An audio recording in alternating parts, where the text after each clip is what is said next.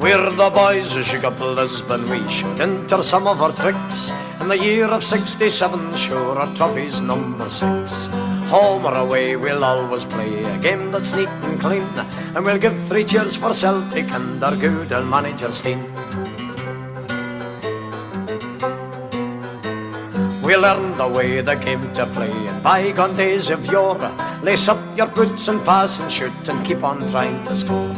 But then we gave it to Europe, where they made it a game of defence, where everything is measured by the pounds and shillings and pence. We're the boys who shook up Lisbon. We showed enter some of our tricks. In the year of 67, sure our trophy's number 6.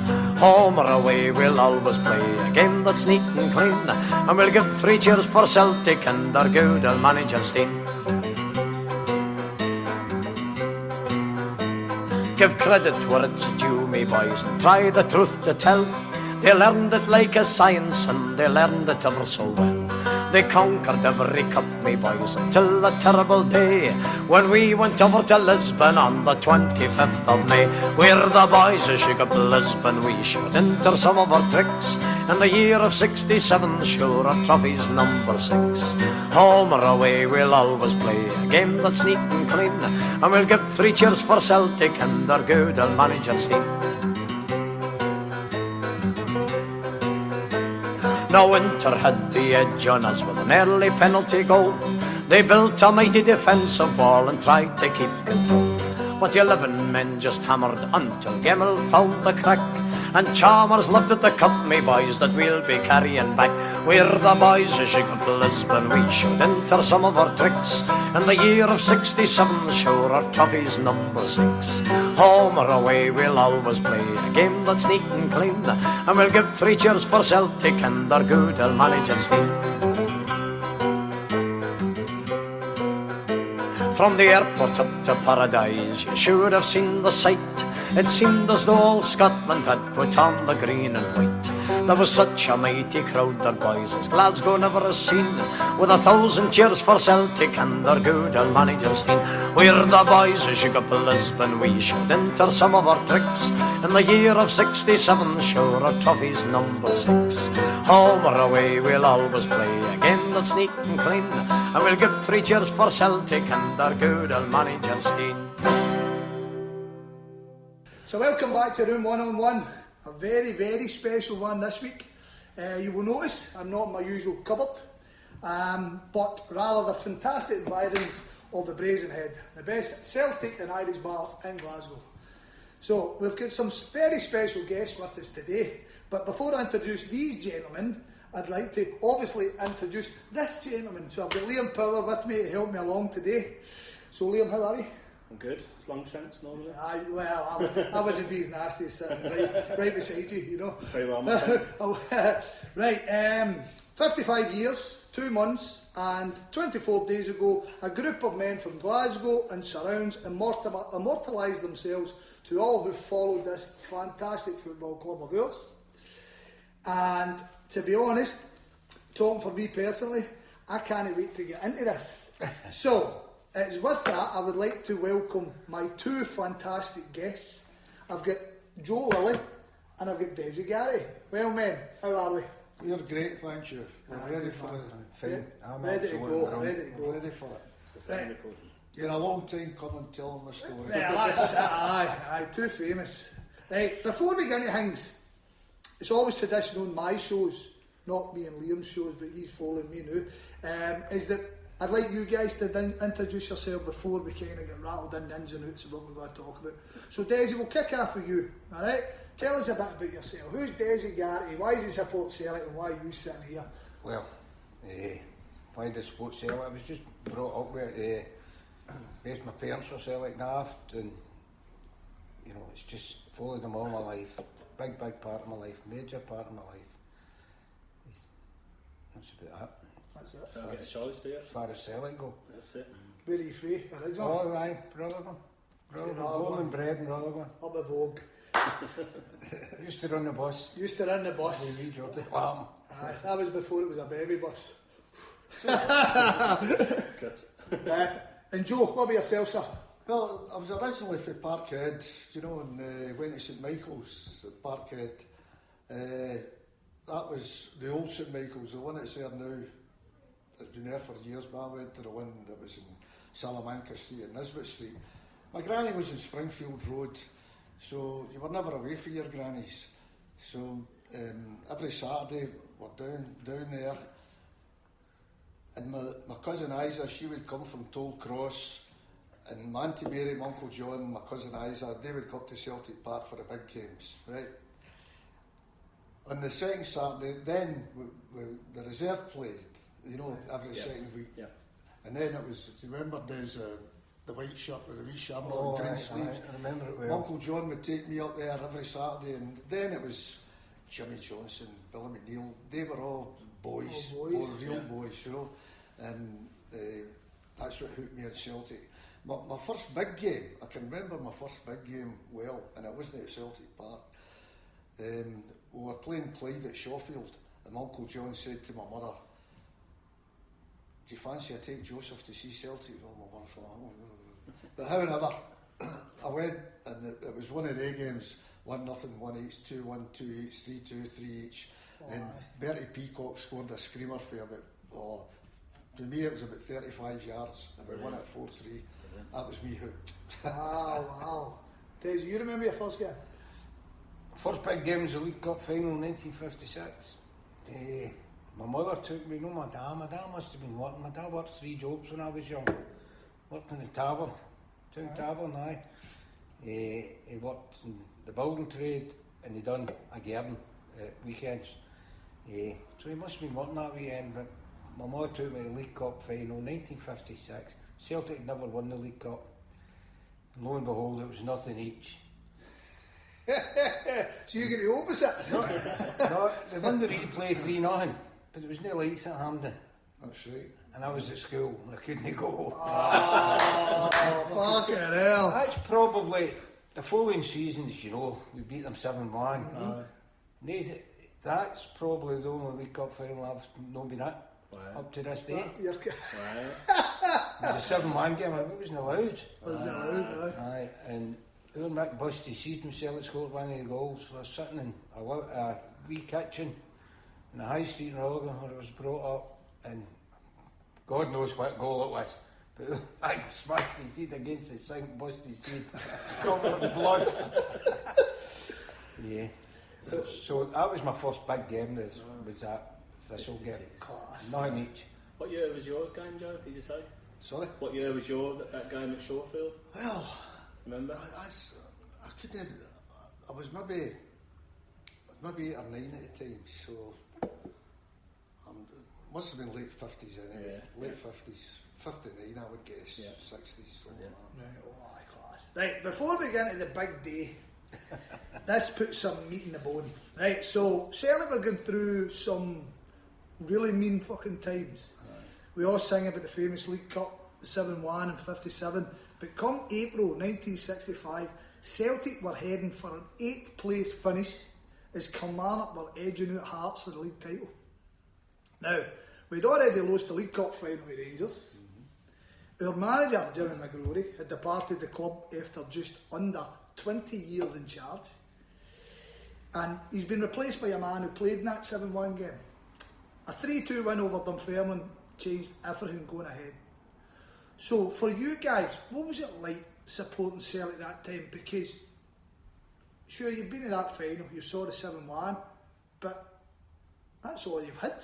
It must have been fucking rubbish. It never seemed like that to me. Definitely no.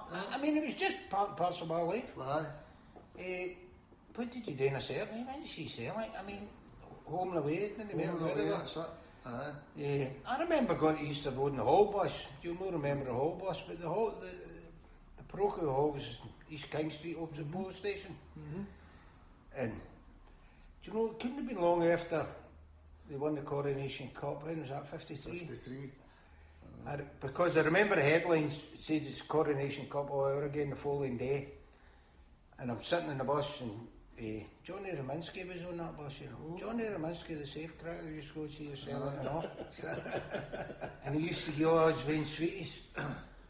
But you know what? That's my first clear memory going to an away game, but I was just brought up in it. I mean, I would never have dreamt of doing anything else but supporting the I Celtic. suppose the thing is as well, back then, it wasn't like if Celtic didn't win, Rangers would win everything because Kilmarnock were good, Hearts were good. You know, so he wasn't, you know, in this day and age, if you don't win something, you kind of think, well, Rangers will win it. If you don't win it, different probably for you guys back then, wasn't it? Well, I was the same, the Downcraig Celtic Supporters Club up in Castle. The thing with I can remember going away up to Aberdeen Christmas Eve. My mother was going mental. She was going, you can't go on Christmas Eve. Well, away we went. And of course it snowed, you know. It was a hectic getting home, let's say, you know. But we arrived back at St Mary Mary's Chapel, 11:45, just in time for midnight mass. That's perfect. Unbelievable. However, Pat Anderson. I knew Pat well. Aye, I became really friendly with Pat. They actually called it the Pat Anderson Celtic Supporters Club. To this day. Aye. I met Pat Hamden. Pat 2 or 3 went games everywhere. ago. Aye. He helped run it. Him and John Mackenzie. John Mackenzie, aye. A great pal of mine, John Mackenzie. He was a councillor. Aye, councillor, aye. That's right, aye. I remember I John. met him in Vegas. Did you? I met John Friends reunited here, man. Fucking hell. So the two, you're not too despondent at this time then, so you're not kind of too low, we haven't got anything for 7 or 8 years. That's the way it was. That's just the way it was. Celtic was your life, you know. There's very few constants in your life, and one of them Celtic. Yeah, you know what I mean? So what about the Jimmy McGrory part, right? So Jimmy McGrory's been the gaffer. He is the man. Your whole Celtic life, and then he's out the door. He's out the door. I mean, what's the thinking there with you boys? Is there one of them ones? Oh, well, my thoughts on it then were it's nice to have a change. Jimmy McGrory was smashing. Great Celtic man and all the rest of it, you know. But it was nice. Well, Jock Stein had left and went to Dunfermline and then Hibs, and he'd done well. So it was nice to see somebody with a bit of savvy, as you thought at the time, coming back, and he knew the setup. Given it's a different time without social media, all that sort of stuff, are you guys keeping an eye on Jock Stein? Are you kind of aware of what he's doing at other clubs, and because he's been a big player for us before? I mean, that's certainly many others. We just felt it was going to change. I mean, and once we just, I mean, I can remember we just knew it was going to change. Yeah, we were going to start winning things. I mean, it was. You can't be stressed how wild it changed. We were talking about it in the Wigan on. We're going to touch on it now, but when I was doing my research, and God, we're all sitting going like that to big hands. See what Jock Stein done. My God. Right, so to get into it, right, so the Celtic had won the league title at that point by 54. We've just got the Scottish Cup. The Scottish Cup means something a lot better than the League Cup, I think, right? But here was one that kind of I wanted to touch on. I was saying to Desi in the way, my dad spoke to me about when we were in the European Cup semi-final against the Hungarians, and I was like, what are you talking about? And he says, 1954, was it 54, is that right? 54? No, 55, sorry. 55, we were in the European Cup Winners' Cup semi-final against MTK Budapest. Yes. Was it a Cup Winners' Cup? Cup Winners' Cup. Was it? 1950. No, sorry, that season coming up, there's me saying that, 1960, 65, because we won the Scottish Cup, 65, we got to the European Cup semi-final. That's right, MTK Budapest. Oh, don't forget, 3-0 at Paris. 3-0 at Paris. Beat 4-0. Aye, that's right.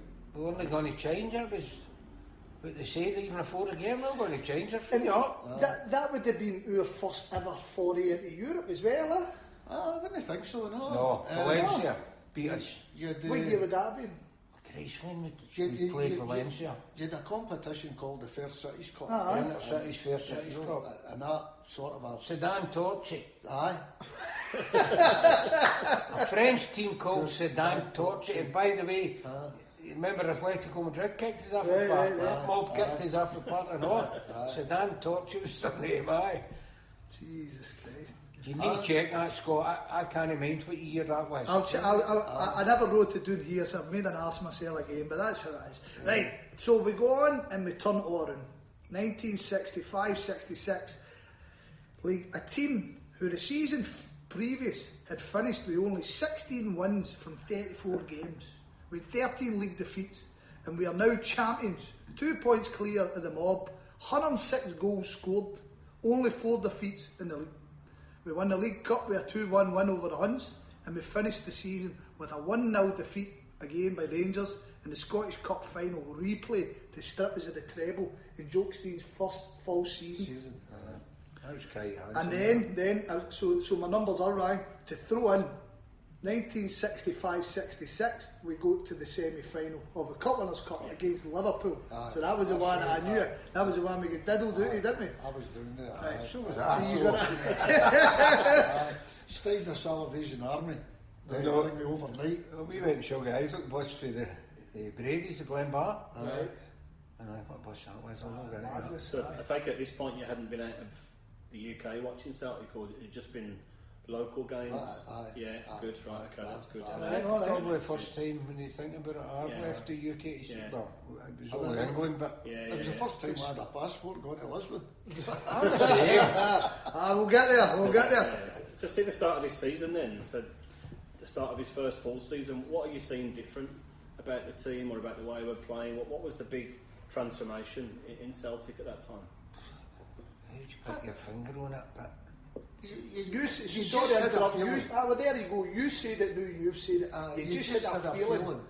Because he done well with Dunfermline and he started well with Hibs, then He was a proper manager, was he? You were just anticipating that things would go Do you well. think the cup win just give them an elevation the season before and got the confidence going and whatever? no doubt winning that Scottish Cup. I don't know if it really took off the way it did. They won the Scottish Cup that year, and it was some game. They were behind twice, I think, weren't they? Big Bally. Charlie Gallagher, he was and all. Charlie Gallagher corner. Same against Vodfagina. See all the young ones these days are all tactics, all that stuff, right? So was there a big difference in the way we played, the way the team was set up, all that sort of stuff? There must have been. Well, I mean, we had 2 full-backs that were up the park. The original Craig wing-backs. and Gemmell. The 2 wing-halves were magnificent. Bob Murdoch and see if it was a harder playing Scottish football in the days. I've yet to see him better out. I mean, they were as hard as nails, They talk about... and they trained with a ball. Aye. I mean... before they'd done lots of... The manager wore a tracksuit, that was all alien to Celtic. Totally alien. And they talk about this keeper sweeper now and all the rest of it. Ronnie Simpson was the first exponent of that. Very seldom did you see Ronnie Simpson putting the ball up the park. He tried to throw it to your man. For the back. Always tried to, That was all years ago. But you can't underestimate. He's walked in. He's won us a cup. We spoke about it. So we beat Dunfermline in the cup, touch and go. Took Big Billy's headers. Then Dunfermline battered us in the league like a couple of weeks later. I mean, I think out of his last few league games, I think we only won 1 out of 4 or something.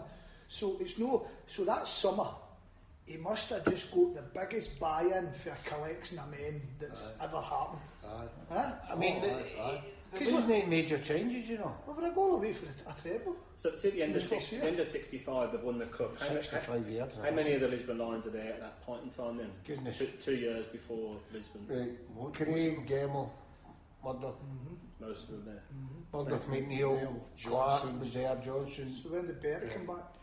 Well, Big Joke arranged it. Big Joke arranged it at Hibs, apparently. Right, okay. Big Joke was at Hibs, and we Bertie got a phone call when he was at Birmingham. He was asked, do you want to come back to Celtic? And Bertie said, this is the story. Faye Bertie. First hand of it. He said to him, who's asking? He says, Jock Stein. He says, Jock Stein's manager Hibs. He says, watch your space. So, we Bertie, hello at Birmingham, he was coming back to Celtic. So that's old Lennox. They were all there. Hughes. Big Yogi, Big Yogi was there, aye. Charlie Gallagher, John Fallon. Aye. They're all there. Aye. You know, I used to say Big Jock gave them method. Yeah. They didn't. I mean, they could play. So they played some fast. There was some fast games even before. It just Jock makes came. the transformation even more amazing. Remember I mean, that, so many of them were there. Bobby Murdoch was inside right at the time when Jock Stein came. That was his position, which is an old-fashioned term now, innit? Inside right. But when Jock Stein came, he dropped him back to right half. Yeah. Do you know what I mean? Immediately put Didn't he? right half. Aye. It's, Things like that. You know. I suppose you could also say there was a bit of kind of apathy with regards McGrory, because he'd been there that long, everybody knew his methods, so maybe they were all just playing under themselves. Well, I also think Kelly was a big influence on Scott, to be honest, and, Perfect. and Jimmy McGrory. Just what a servant to Celtic, but he just done what Kelly told him. Big Jock, you know, Kelly still come into the dressing room and talk to the players, you know, don't be dirty and all that. And Big Jock, he would still nod his head, and the minute Kelly went out the door, he says, well, just forget about what he said. I mean, Big Jock transformed the whole club. I mean, training right through, everything, it was amazing. Tactics, all the rest of it, you know. I mean, under Kelly, they were gentlemen, don't do this, don't do that, and, you know, well, and Big Jock liked to beat the Rangers. Yeah.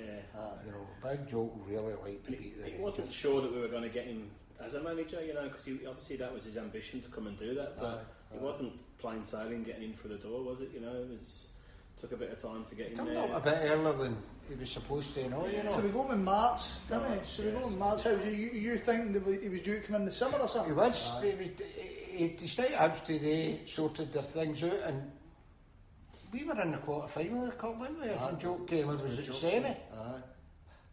I mean, he was only in charge of 2 or 3 cup ties. Did he get Bill Shankly to replace him at Hibs when he left Hibs? Is that right? Aye, Bob's brother. Yeah, that's right. Yeah. He was at Dundee, was he? Yeah. So it was a kind of blessing when Jock came, you know. Then he made Sean Fallon his assistant, you know. And Sean drew the club inside out as well, didn't he? And he was as wise as Jock, wasn't he? He was as a bit shifty. I think they wanted Jock as assistant manager, you know, and all. Is that right? Aye, if you read up on that, they wanted Fallon as manager and Jock to be his assistant. Jock to You're aware of it. So the story. So the story goes, but for us now it's fact, alright, that's how it works. But right, let's just go back to your celebrations then, because you've came for a team, you saw them won the League Cup in 56. Well, you never saw it, you saw them draw in 56. You heard me won it in 57. So we've won the cup, he's both there, we've won the cup, Big Billy's won the cup, you've went in the next season and we've knocked out the park. I mean, what were you saying there? At the end of that season, he must have been fucking cloud man. I mean, I had no doubt when I went to Lisbon we were going to win. Right. I had no doubt. You're jumping ahead of yourself, but Sorry about that. No, you're a year ahead of yourself. I mean, the whole... So this is still We used to sing we were the best team in the world before we'd won it. See, that's you touching into my question about that summer. Right, tell me about the Liverpool game. That Liverpool At game. Anfield. The 2 years went down to Liverpool. And that was the European Cup. that was a Cup Winners' Cup. Yeah, the final was at Hampden and all. That's right. Yeah. They played Borussia Borussia Dortmund. Borussia Dortmund beat them. We'd have beat Borussia Dortmund. Good, so we would have. Absolutely convinced. Yeah. But Celtic played well both legs. Well, no question. Lennox scored a goal. We all know the story. Lennox scored a goal and the referee chopped off. Offside. And apparently said in the way him I made a mistake. That's not one of his stories. You'll never know. You'll never know. But it was riots that night, you know. Aye. Doing Liverpool? Oh, aye. Really? Oh, aye. Oft. Celtic fans went mad. Aye. But bloody winner. We knew we were robbed. You know. Aye. I was the one. No. You passed your... I think you passed through, eh? You can tell anybody wrecked the joint. No. See this season, 66, 65, 66, is the crowd different at Celtic? Is it much busier now because Jock's back on? A big difference, yeah. Expected big things. And we're getting there, and I can remember Do you remember where we won it that season? Where we won the league? For Park. That's it, exactly, aye. And I was on the park for that one. But we won it by 2 points. We won it at Motherwell. 2 points. Aye, 2 points for a win. So you're fucking one win away from fucking Aye. But we see that first 9 in a row. Very seldom did we win it by any means. 3 points, you know. Well, that's Way ahead of ourselves. No, that's bang on. Exactly. I'm sitting looking at it, and I'm expecting Celtic to be the best team in the world and all that.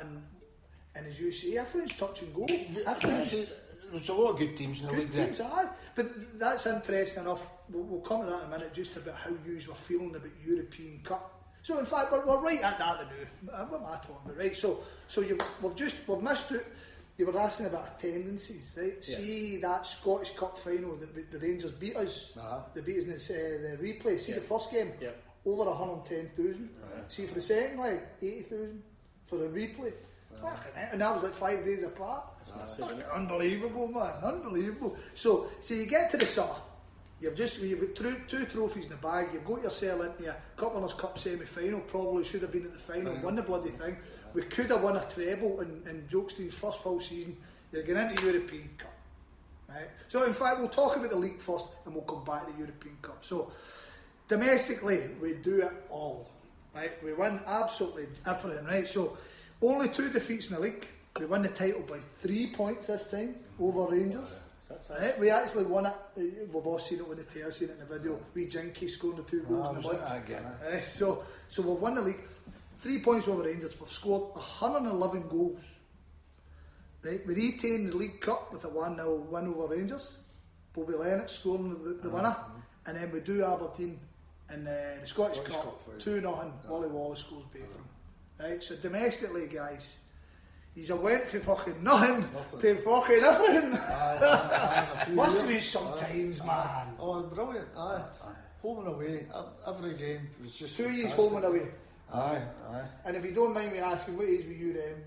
Around 66, 67? 66, 67, I'd be 18, 17, 18. Brilliant. What a time, man. Oh, brilliant. Perfect time. You don't let 18-year-olds go out with a fucking right phone, baby. You're out doing nothing.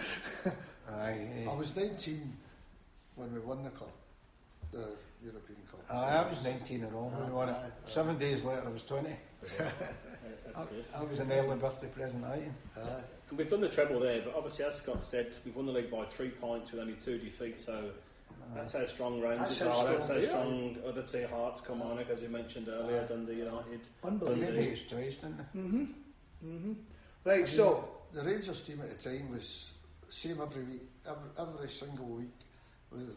Well, maybe a wee bit earlier, and I can rhyme it off if you want me to.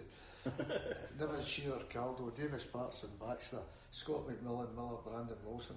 That was their team every week, every Saturday. Because you never get sent off, is that what it was? Then the goalkeeper changed, Richie, I think. And then Will Henderson come in for Alex Scott. Alex Scott went to Everton. Aye, all that, you know. We're going to have to say. No, brilliant, boys, brilliant. Right, this is where you can go fucking any tangent you bloody well want with this one, right? So, let's break the rundown. So, we're in the European Cup. In the last 3 seasons, we've been in the 2 Cup Winners' Cup semi-finals. The European Cup, at this point, had only been going for 11 seasons. There has been 4 different winners in that 11 year. Right? 4 different winners. Only 9 different teams have even appeared in the fucking final. Now, you have already touched on it. If we think pre-tournament, because we've just come out of a Cup Winners' Cup semi-final, pre-tournament, was there an excitement? He's back in Europe, and it's like, fucking here we go. Because just what Liam touched on a minute ago, the Scottish League was so strong and so powerful that you couldn't even. This is all we're aiming for Europe. Fucking Esther, we're aiming for Europe. It must have been exciting times. Well, I always again. You come back to present day. The the European nights at Parkhead just now, but European nights back then were just phenomenal, just absolutely phenomenal. You know, you look forward to it, you know, and you were all standing there, and you never had your seats, and it was a big 6 floodlights, you know, that thing there. What sort of crowds would there be back in them days? Oh, for European game, it would be 60, 65,000. Some of them were over 70, you know, 70, 75, you know. But big crowds, They were just magical nights. See, when you think back and some of the teams we played. And I mean, I just expected Celtic to win. Didn't matter. No. Super cause, especially at Parkhead under the lights and the atmosphere, and the place would be bouncing. See the stand opposite the Lisbon line stand. What's it called now? The Jock Stein. The Jock Stein. Well, it was kind of concrete, and the toilets not up or below. You remember that bouncing? Absolutely bouncing with the crowds. Then you had the jungle. Did you get in the jungle at that stage? Were you in the jungle? No, then. I went to the jungle when I was younger. Right. I was the old original jungle with the tin roof and the holes. I went in there when I was young. And see, when you're playing, before the Lisbon year, and you're playing these new teams, obviously you wouldn't be able to find out much about them back in them days like we can now. So do you see a real difference in how they play? I know you talked about dirty teams kicking us off the park, but you must have played some teams that were just amazing with the ball and whatever, and you know, really good football teams as well. But we all see them there. But that's a fact. What Joe says is right, but that's a great compliment. I mean, that Celtic team at that time. I mean, they beat Zurich home and away, Nantes home and away. I mean, see, we'll come yet. The only game we lost was Vodvagina out there. By the way, right, I'm going to hold you there. We'll go through it. Calm yourself down, Desi. I know you're getting excited about the beginning. You're going to pull a trophy out in a minute. Right, so as you said, right, so we played Zurich first. First round, played Zurich. We played them away first. Goals to Tommy Gemmell, Joe McBride. We played at home first. Tommy Gemmell, Joe McBride, 2-0 first game. We went all there. Another 2 for Tommy Gemmell and Stevie Chalmers, 3-0. So 5-0 against Zurich in your first round, right? So I was asking Desi about, I said to him, did you go to any of the games? He said, no, you said you went to Liverpool and stuff like that. Right. See, listening to the games, what was the script there? Because I presume they wouldn't have been on the telly, yeah? No. It's quite difficult, you know.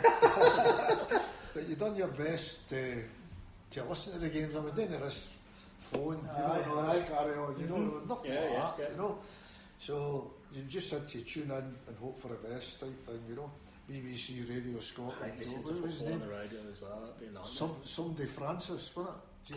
Kevin Francis. Was it Kevin Francis? Something like that. I'm sure that all the games weren't on the radio. You know, some of them were. Right. So you had to, some of them, right? But you're telling me that Celtic are in fucking punt through Europe, and you had to wait for the fucking like the news or something. What were you waiting for? Fucking paper. The paper to get the result. Torture, man. It's fucking torture. Absolutely. Right, so I seem to always remember getting the result, you know. I don't. Offhand, I always thought I listened to the radio, you know, just BBC Scotland. You know, I thought BBC would have done it, but I don't know infrequently or whatever. I'm trying to remember the comment. It wasn't Kevin Francis. Francie was his second name. He was a sort of a commentator for the BBC at the time. For the Scottish fella? Aye. That was the Kenneth Wilson. Well, you weren't getting the real deal till we go to the... You get the Daily Record came about 11 at night. Right, aye. Right. Well, you can get the Daily Record and you get the result of that. Right. You're spoiled now. By the way, I'm hanging about just listening to radio, man. You're fucking strolling about. Next up, lovely 3-1 win over Nantes. Celtic coming from behind. First half goal behind, we scored through McBride, Bobby Lennox and Chalmers. And at home, we beat them the same scoreline. Jinky, Chalmers and Lennox with the goals 6-2 all over. Now, we've played two at this time. We played Swiss champs, and now we played the French champs. Are you impressed with them? Or is it a case of just Celtic or just steamrolling? I think beating the French was a big deal, more than beating the Swiss. Of course, you just with stature. Aye. So that kind of gave you a wee booster, didn't it? Aye, I mean, the game at Parkhead, they never impressed me at all, the French team. I mean, you know, it's hard to detail just how good that Celtic team were, you know, when they were when they were on their game. Aye.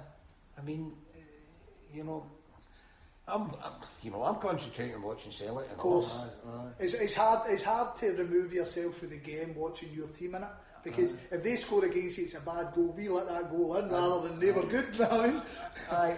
You know, it's just even the day when I go to see the Celtic, I don't really see much of the other team until I watch it again on the Monday. That's how you listen to Room 101, isn't it? Absolutely.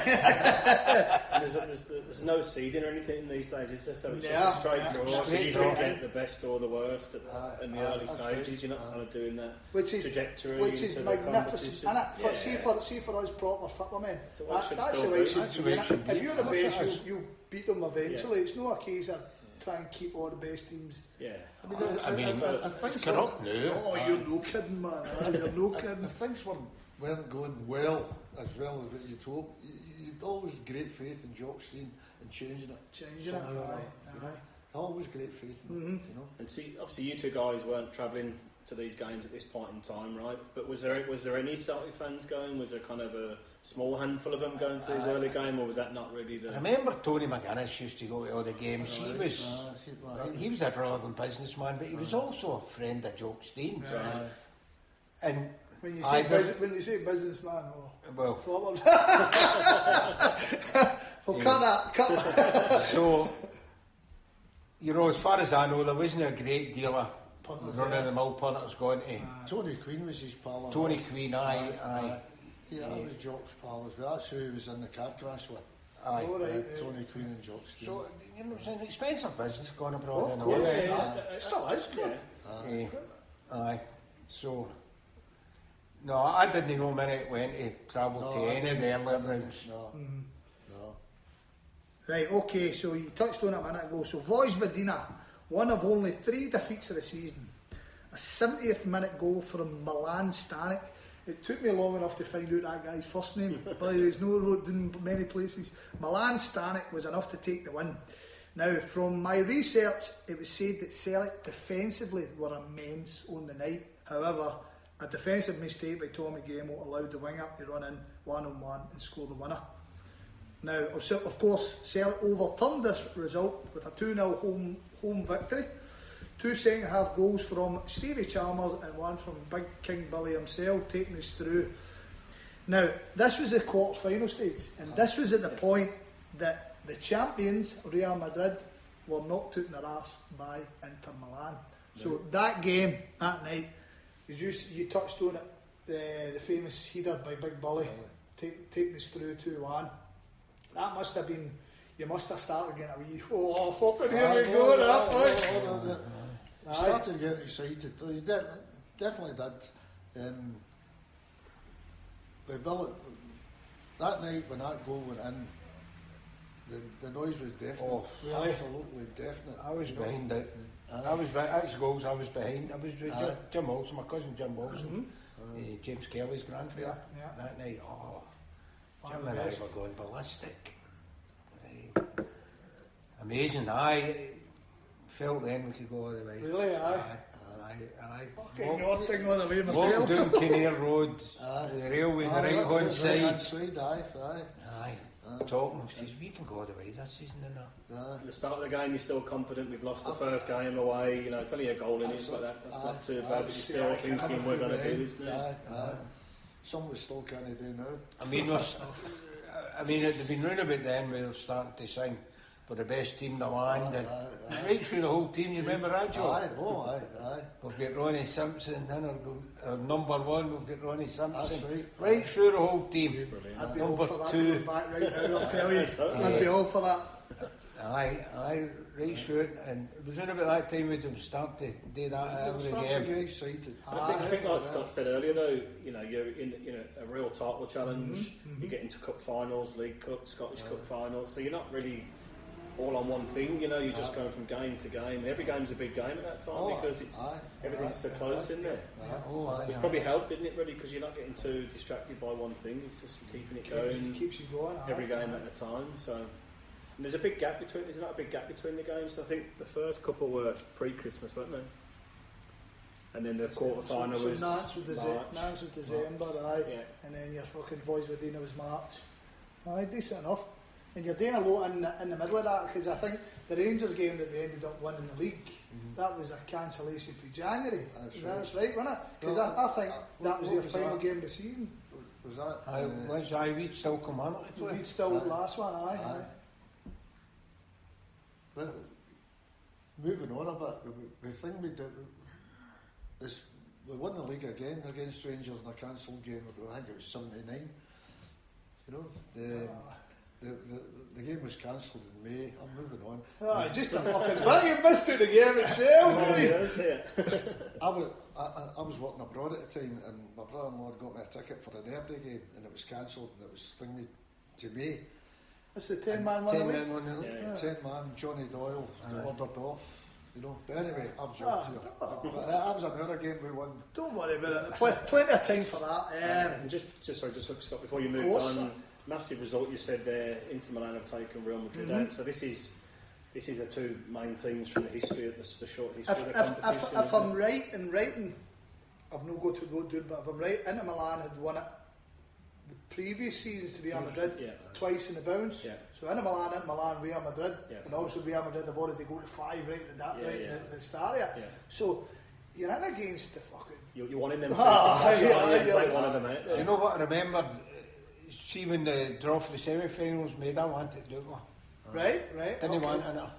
No. Wanted Douglas Prague. Can't remember who Inter Milan played, but I wanted Douglas Prague. I reckon. I heard them. It's like.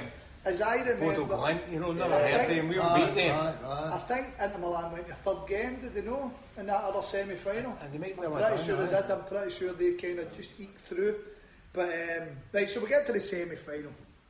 That 3-1 win at home over Dukla Prague. Jinky, Wally Wallace with 3 goals for a very famous, probably the most famous 0-0 draw in fucking Celtic's history. I think. You know what I mean? So there was a game, I don't know if it's in this run, is this the game where Jimmy Johnson was told, if we win the game by enough you don't have to fly? No, that was Red Star Belgrade. Red Star, right, apologies, right, I wasn't sure which one that was. I think what's worth a mention here, as we're moving on, when you said who scored the goals there, Joe McBride. You know, absolutely phenomenal. So when did Joe McBride he got injured? Christmas. Christmas time. And he still ended up with top goal scorer in Scotland. Unbelievable. Unbelievable. They came from Motherwell, wasn't it? 21 goals. It's pertinent now, especially with Yogi just passing just there the new. It is because I never grew up with it. I grew up there's the Lions and you knew the Lions. I never knew it was John Fallon. I never my dad would fling him out. John Fallon, Joe McBride, and that. But I grew up that was the Lions, and let's be honest with it. They were all fucking Lions, weren't they? Joe and Bride, they were all Lions, man. That was definite. They all deserve that degree of respect the same way. That's what I thought it was worth a mention. Yeah. Because I read something about there was 20 of them or something that got on the team plane to Lisbon and it listed 6 players that had taken part. I've not heard of 2 or 3 of them at all. You got to remember, that was the first European Cup final with any substitutes, and that was only the goalie. They didn't have substitutes. So they couldn't have any of the boys as substitutes. I mean, Charlie Gallagher. Right, so Wally O'Neill, aye. So 3-1, and we're going on there. Well, we're going to Lisbon. You're booked up. I'm booked up. You're already booked up. You booked up. Well, no, yours is a different story. Yours is a different story. 3-1's the first leg. 3-1's the first leg. Desi's booked So you up. booked before the second leg. Oh, I'm booked up. Right. There you go. McGinley's travel agent. Right. oh, I remember him, aye. Partick. Aye. That was their. That made their name. Aye. That made their name. McGinley's. It was just a wee office, Partick. And I'll tell you, I was working in Cumbernauld, my gaffer had a car, very few people with cars doing about then. Mm-hmm. And he ran me out and so I booked it and then back to work.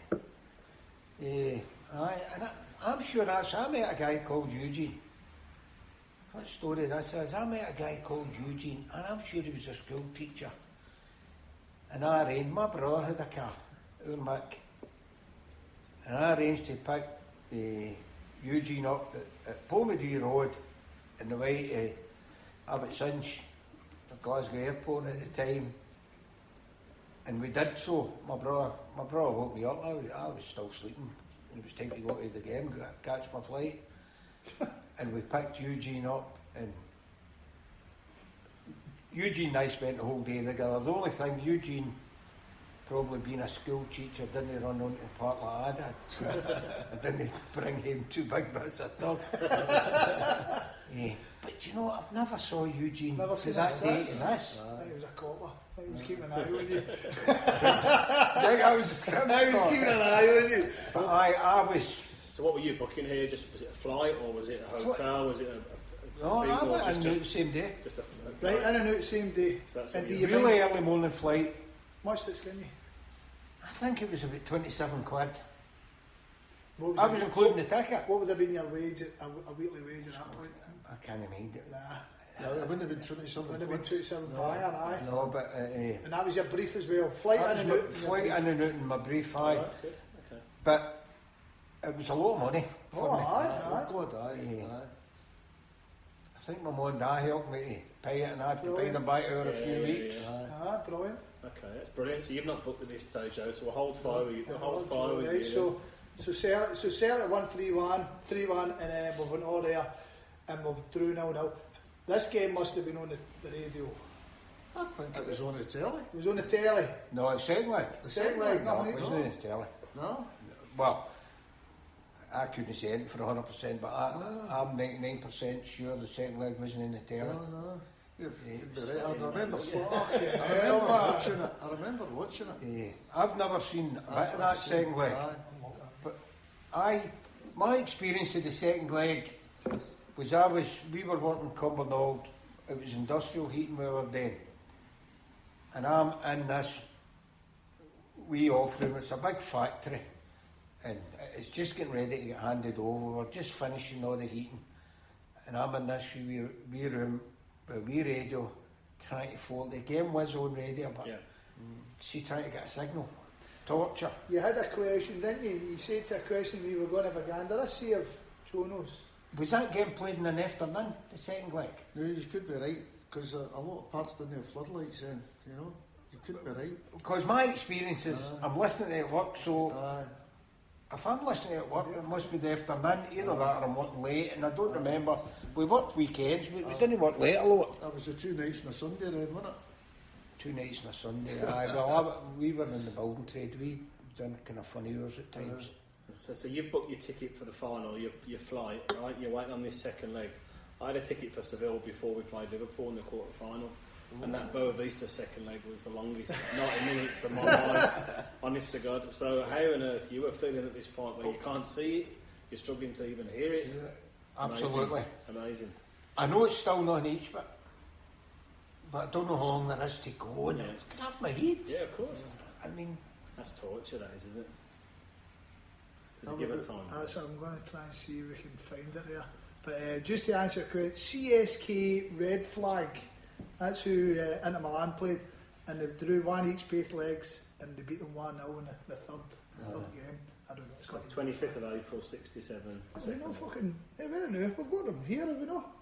Kick-off times? Well, it's a No, that's a home game. That's a home That's game. a home game. Shit. Actually, None. Inter Milan were in a bad run then. Well, they are. At the time coming up to the final. Coming up to the final, they only won 1 of their last 6 games and they lost the league by a point, and Celtic beat them. So they were in a downhill spiral then. But they were still champions, weren't they? You know. That's it. Aye. And they still. I mean, they had a game to play, didn't they? But again, right, so we'll come at that. Somebody listening will tell us whether the game was afternoon or not. Somebody listening. Aye. Once we get it pointed up. Right. So I've got. I'm at the end of my notes here, boys. Right. So this is where you two come into your element, right? So all I've got here is just a big bunch of questions, right? Just before we jump on to the final, so what did you do for the semi-final second leg then? Were you? Do you think you were listening to it or? I'd at least listen to it, but for my mind it was on the telly. I don't know why. But however, we hadn't booked nothing, but we spoke about how we were going to get to Lisbon. You were still an apprentice at the time. Just a big squad of you, or just your family, friends? But me and my mate Kenny Wilson, who I went to all the games with, then and Stolp, we went to school together. Stolp, he lives there. Been in Dunedin almost 50 years. We talk all the time, and the two of us come up with this plan. Wasn't it a great plan? Was it sober or with a few pints in you? This plan. Both. Come on. Started sober and finished The plan got better through the night. Brilliant. So what was the plan of attack then? Well, somebody, funnily enough, somebody for Rutherland, there used to be a transport yard in Kirkcart Road, Rutherland, called Turnbull's, I'm sure, Turnbull's Transport. And somebody organised a lift for us. Right. For there. We left on the Friday evening after work type thing. And this guy was going to Stoke-on-Trent, not a kind of dog leg, if you know what I mean. It wasn't straight to London, you know. So anyway, this guy says, look, he says, if you come to Stoke-on-Trent, I guarantee you a lift to London. Right. So the guy was true to his word, got to Stoke-on-Trent, then, over time, remember, there wasn't any motorways then, there wasn't any M6s or anything. You know. It was all over the old Sharp, you know, and all that. And eventually, we got to Stoke-on-Trent, a couple of hours passed, and this guy was going to London, went to his wagon, and got us right into central London. So that was us there on a Saturday. You're hopefully there. What day's the game on? Thursday. So you're a week ahead of yourself there, Joe. Well done. He's got some lots of room for error there, isn't he? What actually happened when we got to London, now this game was definitely on the telly, I can assure you, was Spurs versus Chelsea, an English Cup final. I was going to say that, yeah. Remember, 1967, there wasn't a lot of games on the telly, you know, but we sat in the pub and watched it. That was a bad mistake, actually, but however, we thoroughly enjoyed it, you know, a few beers, and then we ended up getting, somebody said, go to Victoria bus station, you get a bus to Dover. That's what we done. You want me to continue? Yes, yes. Anyway, gets to Dover, just missed the ferry to Cali, right? This is Saturday night you're on about here, so, yep. So somebody said to us, if you don't want to wait in the morning, there's a ferry going to Dunkirk, which was 30 miles back the way, right? So we said, right, with a wee confirm, right, what we do, right, we'll take the ferry to Dunkirk. So we get into Dunkirk, by this time it's getting dark, and we seen this old burnt out motor car in a field. So the two of us clambered into it, you know, and we spent the night there. Do you know what woke us up? What? It had a sunroof, the car. A cow with its head right up. This is true.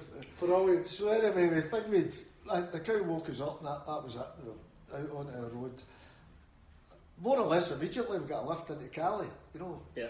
Where we had our breakfast. That's you know? it, So that was fine. Then we've got a series of lifts. I always remember just wait a minute, right?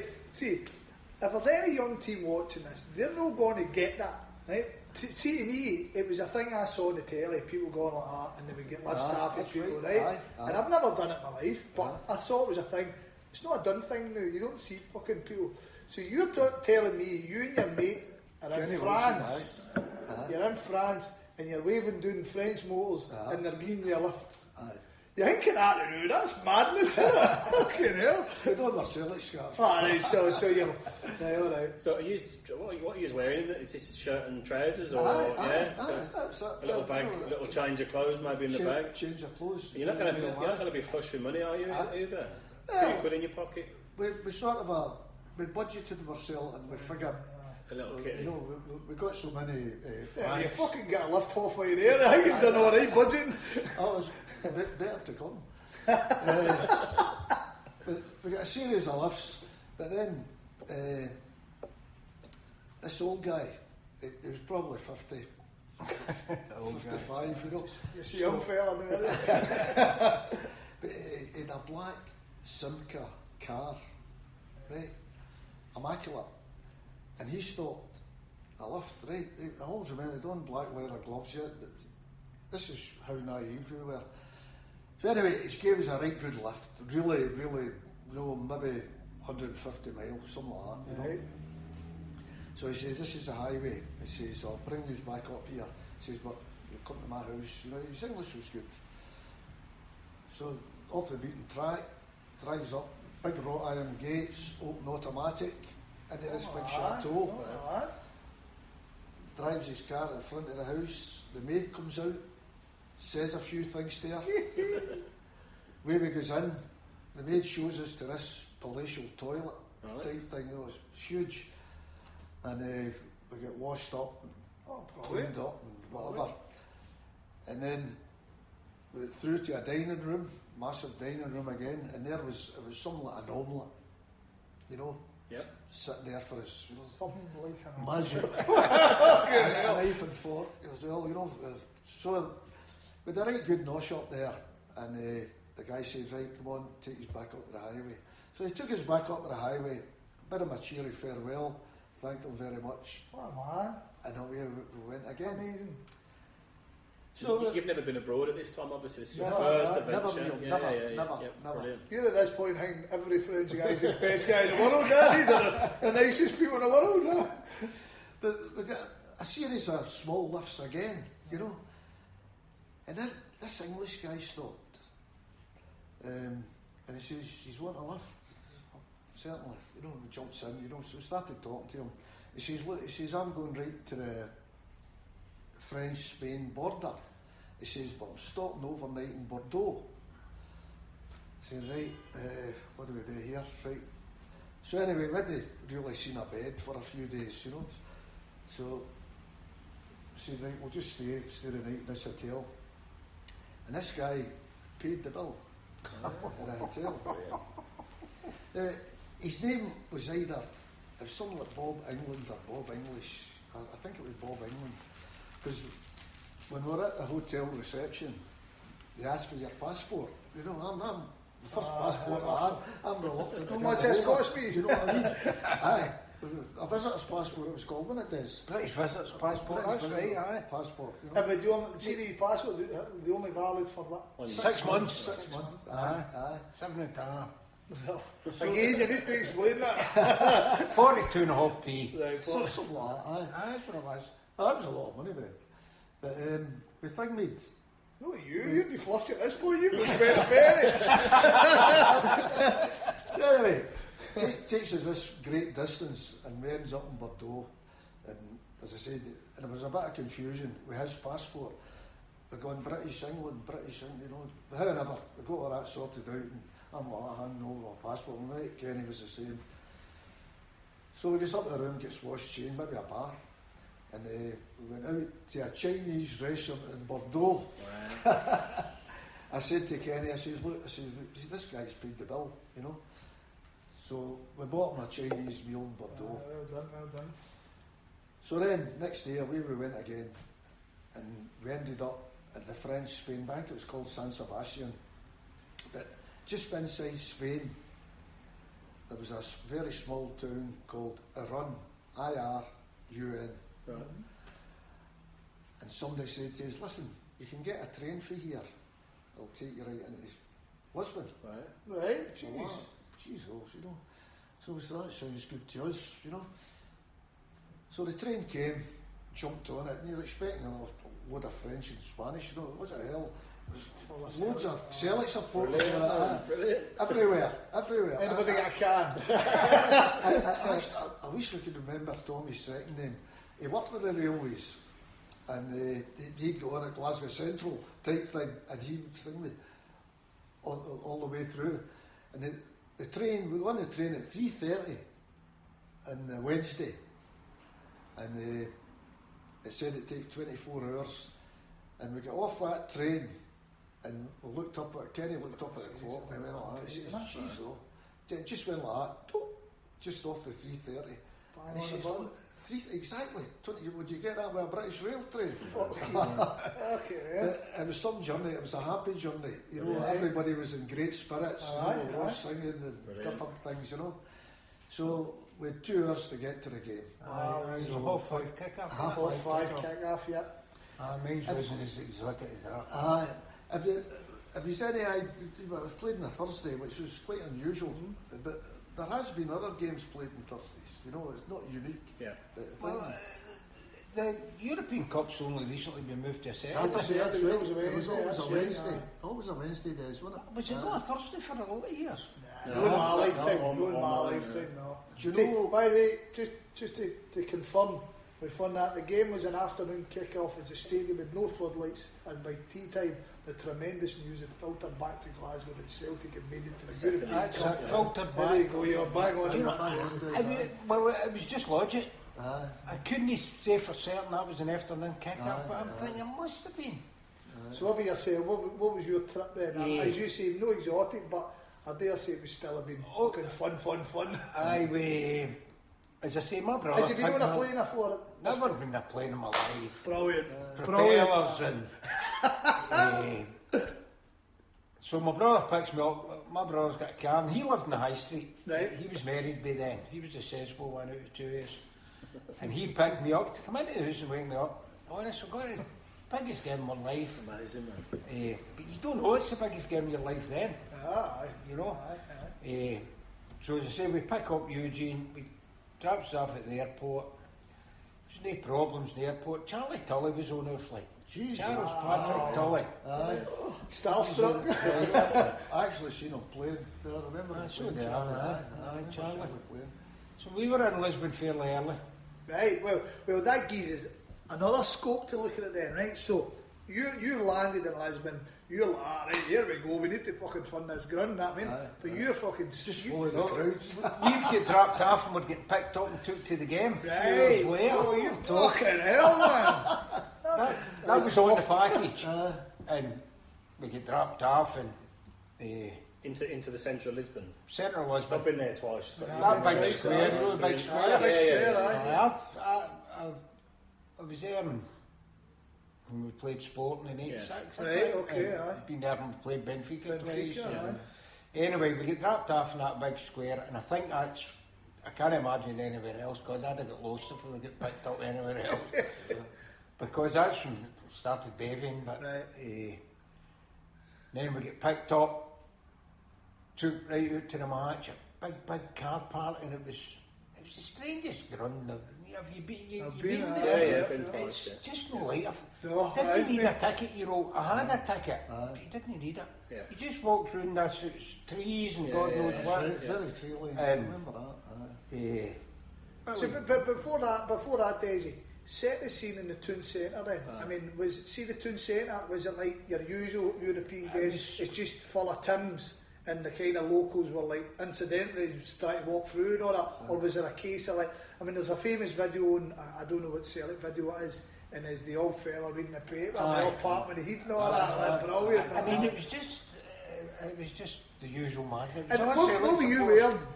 I was wearing a suit and a shirt and a tie. And what was the weather like? It was wrong. It was bailing. By the way, I wasn't alone. No. Most people were dressed like that and had a Celtic scarf on. But some wee urchin in the way back for the game, I'm hanging my scarf in the window and some wee Portuguese urchin nicked it. So in the town, everyone's just got a big everyone, whatever, just partying away. Yahoo and partying. The locals are loving you. I take Locals it as well. loved it. I love the people. Yeah. Locals seem No to crap take at all, lovely nothing. No wahoo, no bother at all. Brilliant, man, All brilliant. that day. And No like Liverpool, no. no like Liverpool. So how many did Celtic have over there for that game? God, Thousands. it was thousands. It's hard to tell. Wasn't it the biggest stadium in the world either? No, was no, it? I would say 15,000. Yeah, just a ballpark figure. But There was very few Italian fans into the ground. Right, There was okay. some, but there wasn't. And you think probably almost all of them have never been abroad before, never travelled before. That's nice, isn't It's it? unbelievable. Especially when you're flying down, because I've heard my dad tell umpteen amount of stories. You're saying it's 27 banger. I mean, a lot of people they all wanted to go, but Yep. getting 27 banger at that Yeah, point is not as easy as like you've locked out of your man dad's kind of thing. We'll help you. Well, There's you a know lot of people out there. It's funny you should talk about that, Scott. My dad, near the game, my mother says you try to get him to go Right. and he went down to a pub at can't mind the name of it. It was down the south side. But anyway, it all fell through. My dad was so he nearly got. Oh God, man. shame. But that was only a few days before the final. He was gets it an the off a Holly tree, chance. was it the Holly tree? No, it wasn't. I know the guy that ran it. It was Tony Adams, his brother. Tony Adams was a pal of my dad's, and they ran a couple of pubs in Rutherglen. I'm And presuming this is the Tony Adams. and there was a kind of off a chance, but I think the price might something happened, and my dad was so disappointed, but he didn't get it. But as I say, come back home, the airport was chaotic. It was madness. I was going to ask you that because I've read somewhere some guy who's I think it was his dad had went and got a load of money and chartered a load of planes because that wasn't the norm back then. So some guy took a big gamble basically and said like give us 10 planes or. I think that was McGinley. Was it? That's the Right, guy I okay. went with. Right, okay. So someone had done that and then I think he organised all of that before because surely the you second leg as well. because Joe's story probably would be the norm rather than the exception. Yeah, I yeah. imagine of that 15,000. Yeah. We're guessing our numbers, but probably 2/3 of them got there by hook Punters, or crook, aye. just like you. I could- And I'd say, I mean, I don't want this to sound. Know that you didn't respect the distance, but you just didn't know. Exactly. Because like my dad's tells stories about hitchhiking around places, and he thought he was in London, and he ended up in Wales and all this part. Just no clue what you're doing. And as you say, we'll get a more, we'll drive down. You're like, you saw that, didn't you? You saw I cars saw taking cars, off from cars, Glasgow. I don't know. I mean, I think old Shuggy Kearney, that was what he done for Postal. A big squad, I'm getting a motor done. Did they? I think so. Davy Jackson done the same as Joe. He hitched it. He's for other one. Class, man. Would there have been coaches and stuff going, buses going? I don't remember. Don't that. remember I know any. it's part of these Buses days, don't but remember. someone that had put a bus on and I tried don't to do it. remember that no. name at all. That'd have been a great idea. A lot of flights, a lot of hitch, trains and boats and planes, but service was every way they could. And did you both know lots of people that were going, or Was it one of them where you bumped into folk? Now like you go to a game. I bumped into Matt at one point. Right, brilliant. At the Matt game. would be Bobby's bra. Right, okay. Aye, and Matt and I had been pals. We used to go and see Clyde when we were about 6 years old. Matt and I, when Celtic were away from home. Yeah. I bumped into Matt, but it was only a kind of short period. But everybody knew somebody that went. Yeah, I mean, coming home was it was fabulous and all. Well, again, we're going to come to how you get home, but I'd say your coming home would be a lot more maniacal than that, man. Well, I think that my one big regret is I wasn't here for the team coming home. Right, okay. Right, well, Yeah. this hold that. Yeah. Right, so let's get to the game itself. Right, so just Right, oh, no, sorry, Liam. Just as you're doing that, so we've both been to the stadium. I've been twice, Yes, right? yes, So yes. it's not like it's just next to the square. Yeah. It's a good few miles out the road there. You've so, got that big walk through the forest and all that caper, aye. So what you got picked up because you were part of a package team, Yeah. you said, but were the rest of you just? Well, Did you walk up there, or were you? we walked it. We just came off the train. Yeah. You know, Just wherever followed the cavalcade. Lisbon Central is, you know, And you just, anyway, it's a decent shift, man. You're cutting about with your wee tie on now. Or was that after that point? I can't remember exactly what I done, but I was dressed appropriately for hitchhiking. Celtic scarf, you know. But as Des says, they were desperate to get your Celtic scarves, weren't they? Oh, aye. Very much. The Portuguese, they fell in love with us, you know. Aye, They'd never seen it. Remember that Portugal was in a pretty strict regime at that time. Would they have been under a dictatorship at that point? Aye, and they'd never seen anything like us. Okay, political history and everything on that. You know, people for the wearing shirts and ties and it's 85 degrees or something. Or dancing about going mad. That's the bit, because we've been there, it is roasting there, so you guys get to the stadium, you must be absolutely melting at this point. Didn't feel like Are you a whale, got you? a few sherbets. 2 or 3 sherbets. The heat never affected me from the minute I arrived to the minute I got home. I never considered the heat. It was only, I suppose it was years later I thought, I was out there with a shirt and tie and all that when it was boiling. Never gave it a thought. Celtic scarf. Did you drink at the toilets at any point? I don't do that. There's a toilet in that stadium. That's a good point. Right, so the game, I don't know how much we want to kind of get into the game. We all know the game, how you felt at the time. I can only imagine. I'd never at any time think we were going, you were going to win it. Right, okay. Even if it was not 1-0 to them. All the goals were scored anyway. Aye. I mean, you just... when Ronnie does a back heel and all that, no give you kittens, you tell me sweeper keepers. If he done it today, then. Joe Hart's giving me nightmares, honest to God, I was never more confident in my life we were going to win that. I just... Imagine being that just... Amazing. Imagine, By the way, I'm not like that today anyway. No, I know you're not, because it's not the same. No, but back then, you're talking about the best team in the world. Absolutely, and I mean... Well, you can see the whole game on YouTube or anywhere else, and that doesn't even do it justice. You know yourself, you watch a game on the telly, you're watching that much, you're not seeing them moving after the ball, you're not seeing pulling guys here, pulling guys there, aye. Absolutely. They pounded them, didn't they, Joe? Absolutely. I had no doubt we were going to win it. I mean, probably the star man that day was Sarty, the goalkeeper, you know, and the goal post.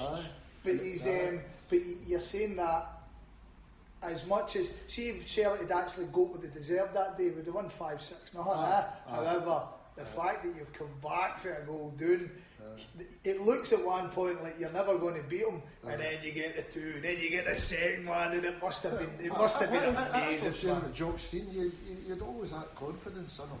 You know, that he would talk to them and tell them to do this and do that, and when you've got players like Jimmy Johnson and Bertie Hall, the whole Lisbon lines, you know, Bobby Murdoch, Powerhouse, all the rest of it, you know, it's amazing. When did they score the second goal? 8 or 9 minutes, 7 or 8 minutes to go? I think so, aye. Do you know one of my memories at the game? It just seemed to me that Bertie Hall had the ball out at the corner flag to my right as I'm looking at the game, which is the left hand side of the park. He spent the last 7 or 8 minutes with the ball playing with them. Obviously it wouldn't have been like that, but he spent a bit of time out there and that. Like, I never thought for a minute they were going to see the new if Celtic are winning 2-1 with 8 minutes to go and it's on the telly. I'm going like that. I'm a walk, Never thought for a minute they'd score it.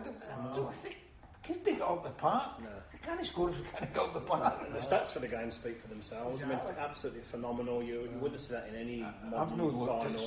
Was that Celtic a level above what you'd seen of them that season, or was that consistent kind of with what you'd been seeing throughout?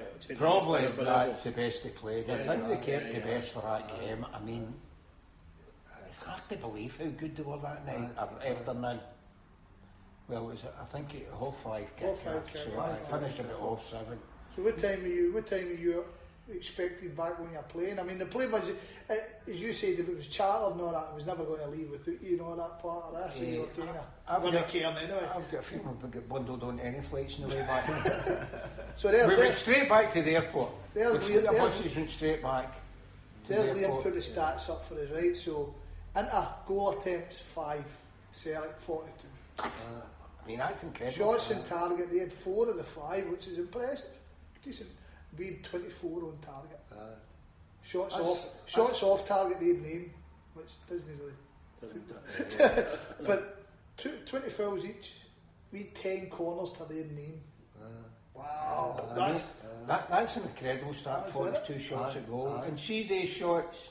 You said they were on target. They hit the bar 2 or 3 times. They could have off target. Exactly, yeah. That's a shot every 2 minutes, more or less. Well, if you think about it, 45 would be one every 2 minutes. Yeah. Wow. And which is the penalty, no? When you think about it, we've still got these stats, but we're not scoring as many goals. If we'd goal line technology, we'd had another goal. So you thought all along, all season, we were unbeatable, we're going to win everything here, but is there still a part of you that when that final whistle goes, you're kind of like, oh my God, we've done it. This. I mean, euphoria. I think for the Voice Virginia, I thought we'd win the European Cup and all.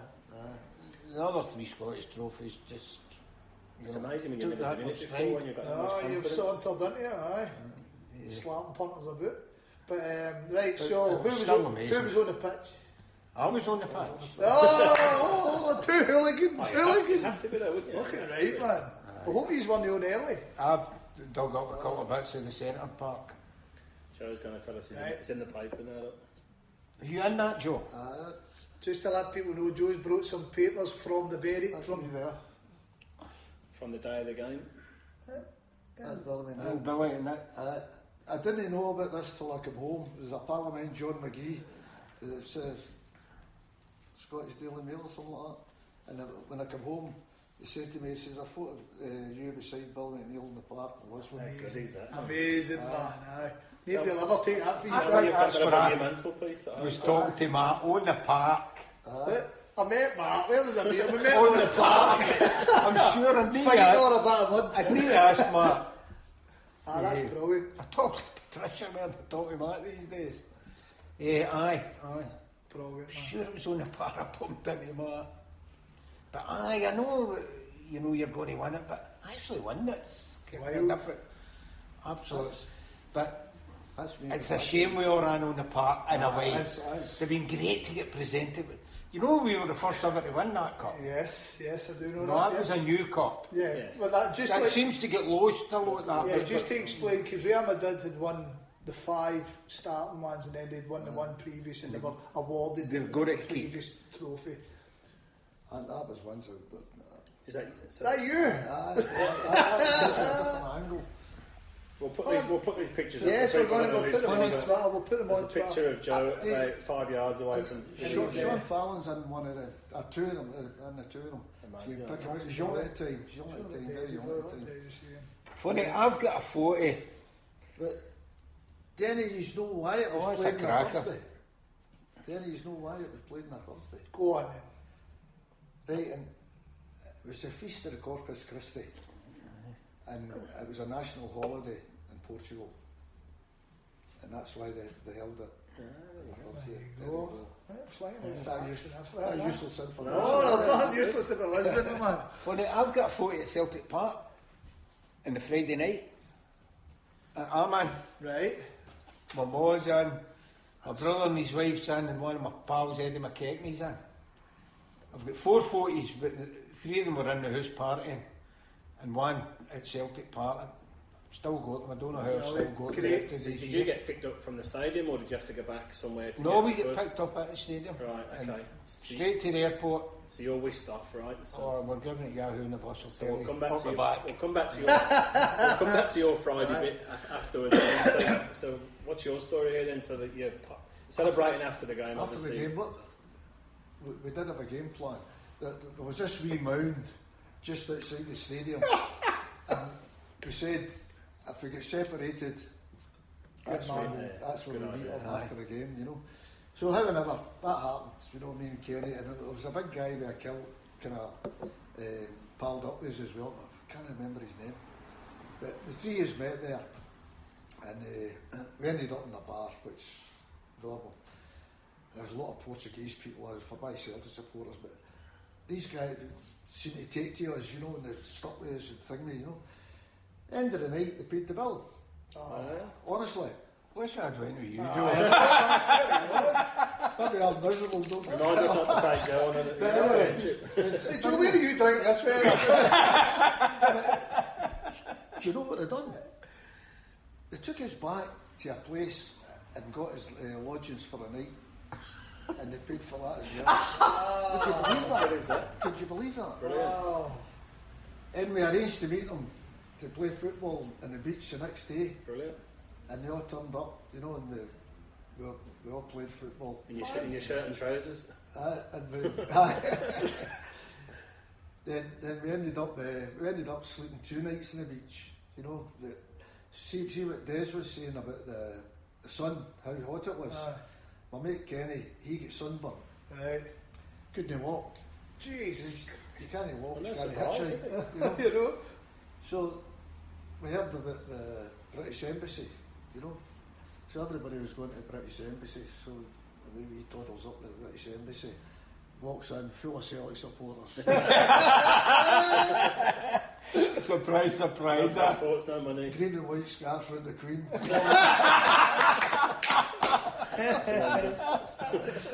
So we got there and we ended up getting tickets back to Glasgow, and this kind of made me chuckle. It said on the tickets, Lisbon Central to Glasgow Central. Right. One ticket. One ticket. Lisbon Central to Glasgow Central. So you get to train the whole way here? They train the whole way home. My mate couldn't walk. Aye. I don't know why I never got sunburned. And did they give you that brief bucksy? Or did you No, you're supposed to pay it back, you actually. got to pay it back. You pay it back. If I didn't pay it back, I couldn't get to Milan. Oh, Do you know what I mean? They take your passport. Aye, and impound your passport. right, over, okay. You know. We're just going to that one. When they give you, man. See if you remember, I think it was 27 or 28 pound. You know, a lot of money then. So God, I aye. had to pay that back the 90s. I mean, that's about what I paid for my whole For the trip. whole shebang. Do you remember how much a brief was for the game? No, I think it was 7 and 6. We take up to Park Gardens to get our tickets, me and my mate Kenny, and I'm sure it was 7 and 6. So what was 7 and 6 being now? 42.5p. Again, same. Everything's 42 the same whatever. price. What was a price? You seem to be a wizard with this computer. Oh, jeez. Right. This will tell you how much it is in the Scudos. So if you can relate to it, Right, okay. you know. Let's see if we can still change the Scudos to. That's a dollar sign. I mean, that's worth more money in the programme. 35, was that 35 of Scudos? I would think so. I would guess that. Here a Lisbon ticket. Oh, look at it. We'll get that floated and put up with that. I've got my programme signed and all. Right, So so it's framed and all. Is it? Aye, it's in a frame. Everybody says I should get that, whatever it is, but that's look at that. The real deal. The real deal, bruh. You've not got many of them tickets. You've got loads of programmes. You've not got a lot of tickets. So what was it? there's somebody in Kings Park with one, it's absolute pristine. So what is that condition. saying? 35 or? 35. That'd be a Scudos. 14 pence. 14p. Aye, that'll be about right. 14p. I mean, I got my ticket on the plane. We got ours. And I mean, that's the colour and that's the real McCoy. Well, that was it. They brought that hang out recently, didn't they? You didn't need it. I remember That's there was no mental. turnstiles going into that cup final, you know. Yeah. No turnstiles, you just went round. It was a bit like a certain club going to breaking with the big hedge. It was like Lisbon match. For anyone that's not been there, it's really unique, isn't it? Because it's like going through Pollard Park and then you just come out of it like an opening, and then suddenly there's a stadium right in front of you. That was it. Yeah, it's I remember. And you touched on it there. And there's a pro and the con. He's all go on the pitch, he's all had a laugh, and the boys never got to get the trophy apart from the big King Bully. But is there any more memorable 40 than Big Bully winning the cup? away up there. I know. I don't think so. You've kind of got that one. The rest of the boys never got to go on holiday. They go in, but him Stoning with the coppers room and all that. You know, you wonder what would if they'd have got it and there'd been a medal presentation, because they were handed the medals at the dinner after the game. Right, okay. I mean, it was just euphoria, wasn't it? Oh, Just, aye. I mean, I with the best one in the world, I couldn't have stopped. So I remember Eugene saying to me, says, "You're not going on the park, are you?" Eugene was a bit more sensible than me, let's say. Because I looked at him as if, "Are you fucking serious?" He's a copper, man. remember the police guys with a really funny hat? They're big buttons. Aye, that's right, yeah. And they'd help you out. The Polish just stood No bother. No. There was no bother whatsoever. If I arrived, my flight, we were at 62, see what McLeod Peter Mill, doing Campus Lang Road at the time. And whether he dropped me off, he certainly went to work. Whether he went later, no, I couldn't say. But he dropped me off before he went to work, so my flight was definitely early doors. So I've been in Lisbon by 10:30, 11 o'clock that morning. So I'm in Lisbon all day, and I've had a few sherbets and it's warm, you know. And I've had what to eat. Who wants to eat? Who wants to waste money in eating? But it's funny. But it's cheap, it's chips. It's funny you're saying about the coppers weren't bothered with all cracking and all that. Last time I went to the stadium, man, there was a wee security guy chasing me around the place. Fucking hell. But right, so we want to say Desi's back in Glasgow now. You're having a party time. You're touring Portugal now, waving all the same. So you went to Parkhead, sort of. I'll arrive back in Glasgow and I've got a litre of vodka. With a few swallows in it, not a lot, but because I fell asleep in the flight home, and I remember the true customer then to declare I put this bottle of vodka. Honest to God, I can remember, and the guy just went, on your bike, so I got a taxi home. I'm living up in a tenement in Willow. My wee dad, God bless him, he's sitting up with a bottle of whiskey, unopened. Nice. Waiting for you. Waiting for me. Man. So, wanted to hear all about it, obviously. Hugging each other, and amazing. Fantastic. And so we have a few bevies, and we head out to Town Tavern, Scotland Over the Tavern. It's not there now, it's a factory, so I don't know what it is. My dad worked in there part time, so we in there. Me and my dad having a couple of pints, we decided we need my brother, and he's 62, and he's a sensible one, as the family as I said. Me and my dad went down to the paper mill to get my coat. He actually come down to the door, he says, "I can't even work." He says, I'll catch up with you when I finish, but he says, "The pub shuts at 2:30, mate." They shut for 2:45, but anyway, that was the story that day, so we're partying. And then we go out to Parkhead that night when they're bringing the big cup home. The pictures for that are fantastic. And I've got a picture of inside the park. My dad's not in it. I don't know where my dad was. But me and my brother and my brother's wife and my mother's in it, and my pal, as I said, and my McKechnie. I envy you there. That was it was great, and the coal lorries going round with all the boys on it, and it's going faster and faster. And part of that whole weekend, I've got another couple of photos in the house, and I've never had so many pals in my life. Seeing the pub before you went there, the atmosphere must have been electric. That tavern was brilliant. On that Friday, Saturday, that Town Tavern was bouncing, man. That was great. And a lot of huns were all. I've got a photo. Seen one of the photos I've got in the house. One of my neighbours up there, Davy Robertson. It's a blue nose. He's got a Celtic scarf and a Celtic hat, you see. In my house, because all the babies got it. Joe was telling us a story. Say there was someone with you on the trip. Aye. Tell him that one. Tell him on the way down.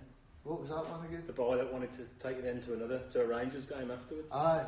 We're thinking we were playing football on the beach, and was these two guys, one was Celtic, one was Rangers, and they said, they took to me and Kenny and they said, listen, do you fancy going to Nuremberg to watch Rangers in the cup final?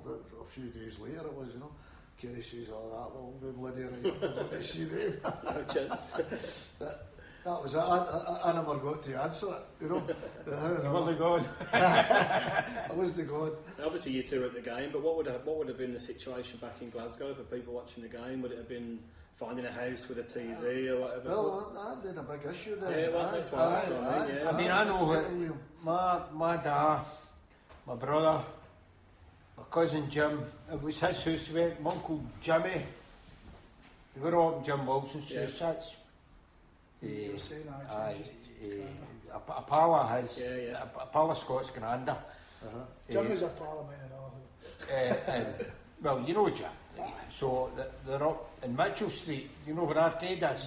Well, that was Mitchell Street and up the tenements. And I can't tell if this is true, but I believe it to be true. When Celtic scored a second goal, they're on the couch like this, and it went right over backwards with them on it.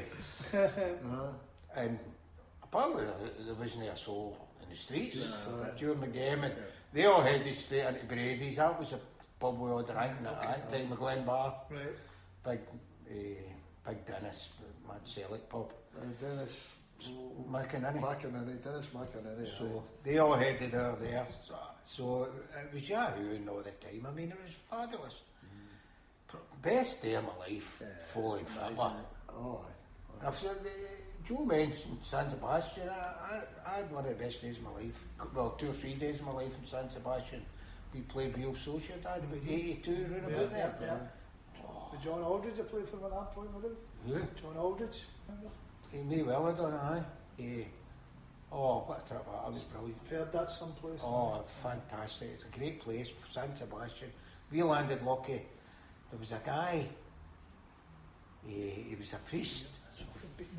He was with his father, and his father was in the next. His father, the priest's father, was next room to me and another guy, and this priest now done all his training in San Sebastian. Right. And so the priest and the priest's father and me and the guy that was in my hotel with me, he took us out to the spots in San Sebastian away from the beaten track. You know everything about it, Aye, oh, that was a great trip. But I digress. I mean, that's me away half the time. I know, Because when you mentioned San Sebastian, Joe, things come to your head, you know, but it just you've got to get on it, you know. So, you touched on it, right? You were talking about the boys asked you. So, Rangers, for a lot of people might not know, Rangers a week later played in the Cup Winners' Cup final against Bayern Munich in Nuremberg. It was in Nuremberg, right? And it was against Bayern Munich, and they get beat 1-0. Now, I've heard things over the years, you still didn't like Rangers, but it wasn't as bad. Would you have wanted them to win at that point? I mean, because see right now, you don't want them to win nothing, you know what I mean? You don't want them...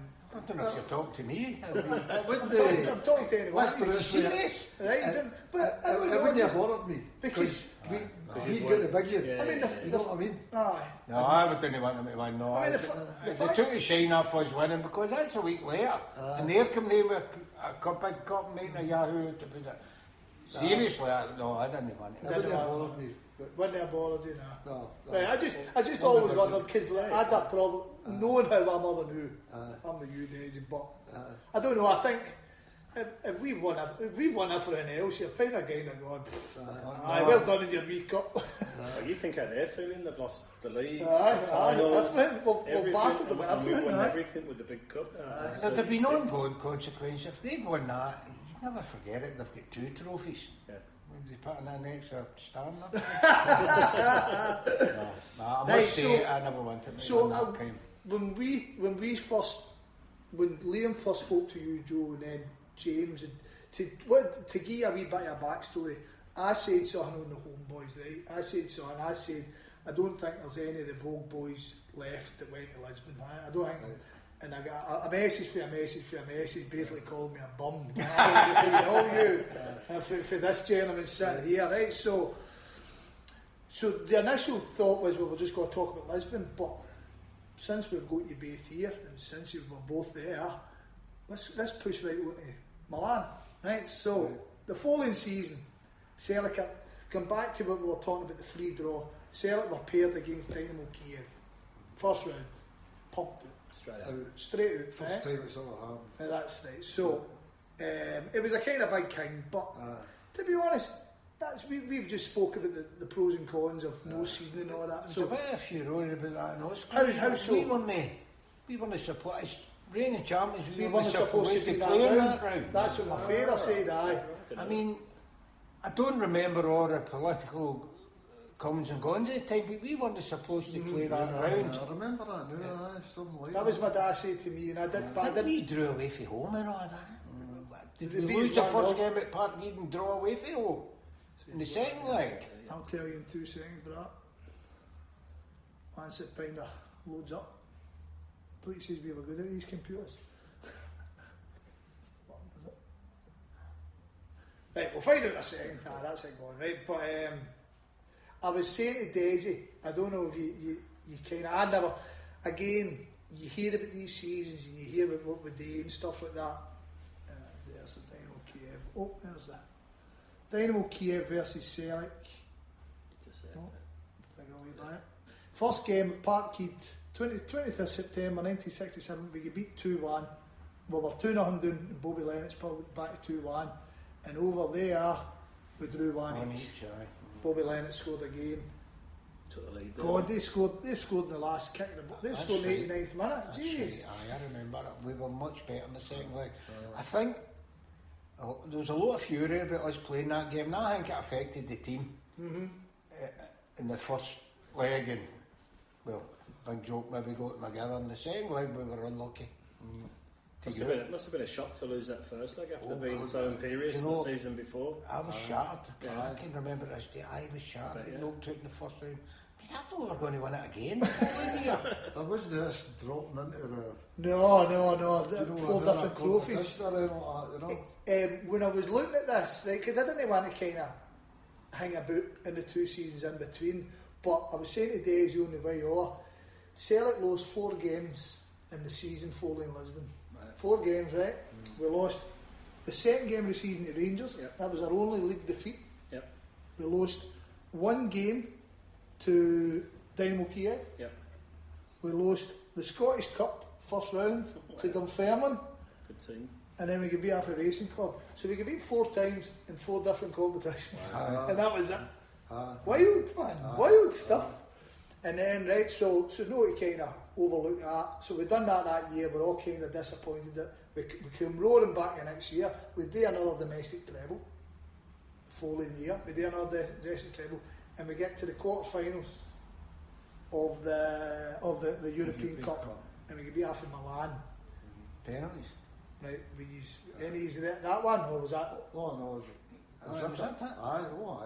These were in the Milan room. So, I'm not talking about the thing. I'm talking about. So in the quarterfinals of the European Cup, Celtic 1969. Celtic drew nothing each. Right, so to let everybody know, we beat St Etienne. Oh, jeez, look, that's some result. St Etienne. I was in Milan. Right. So this is so we went to AC Milan.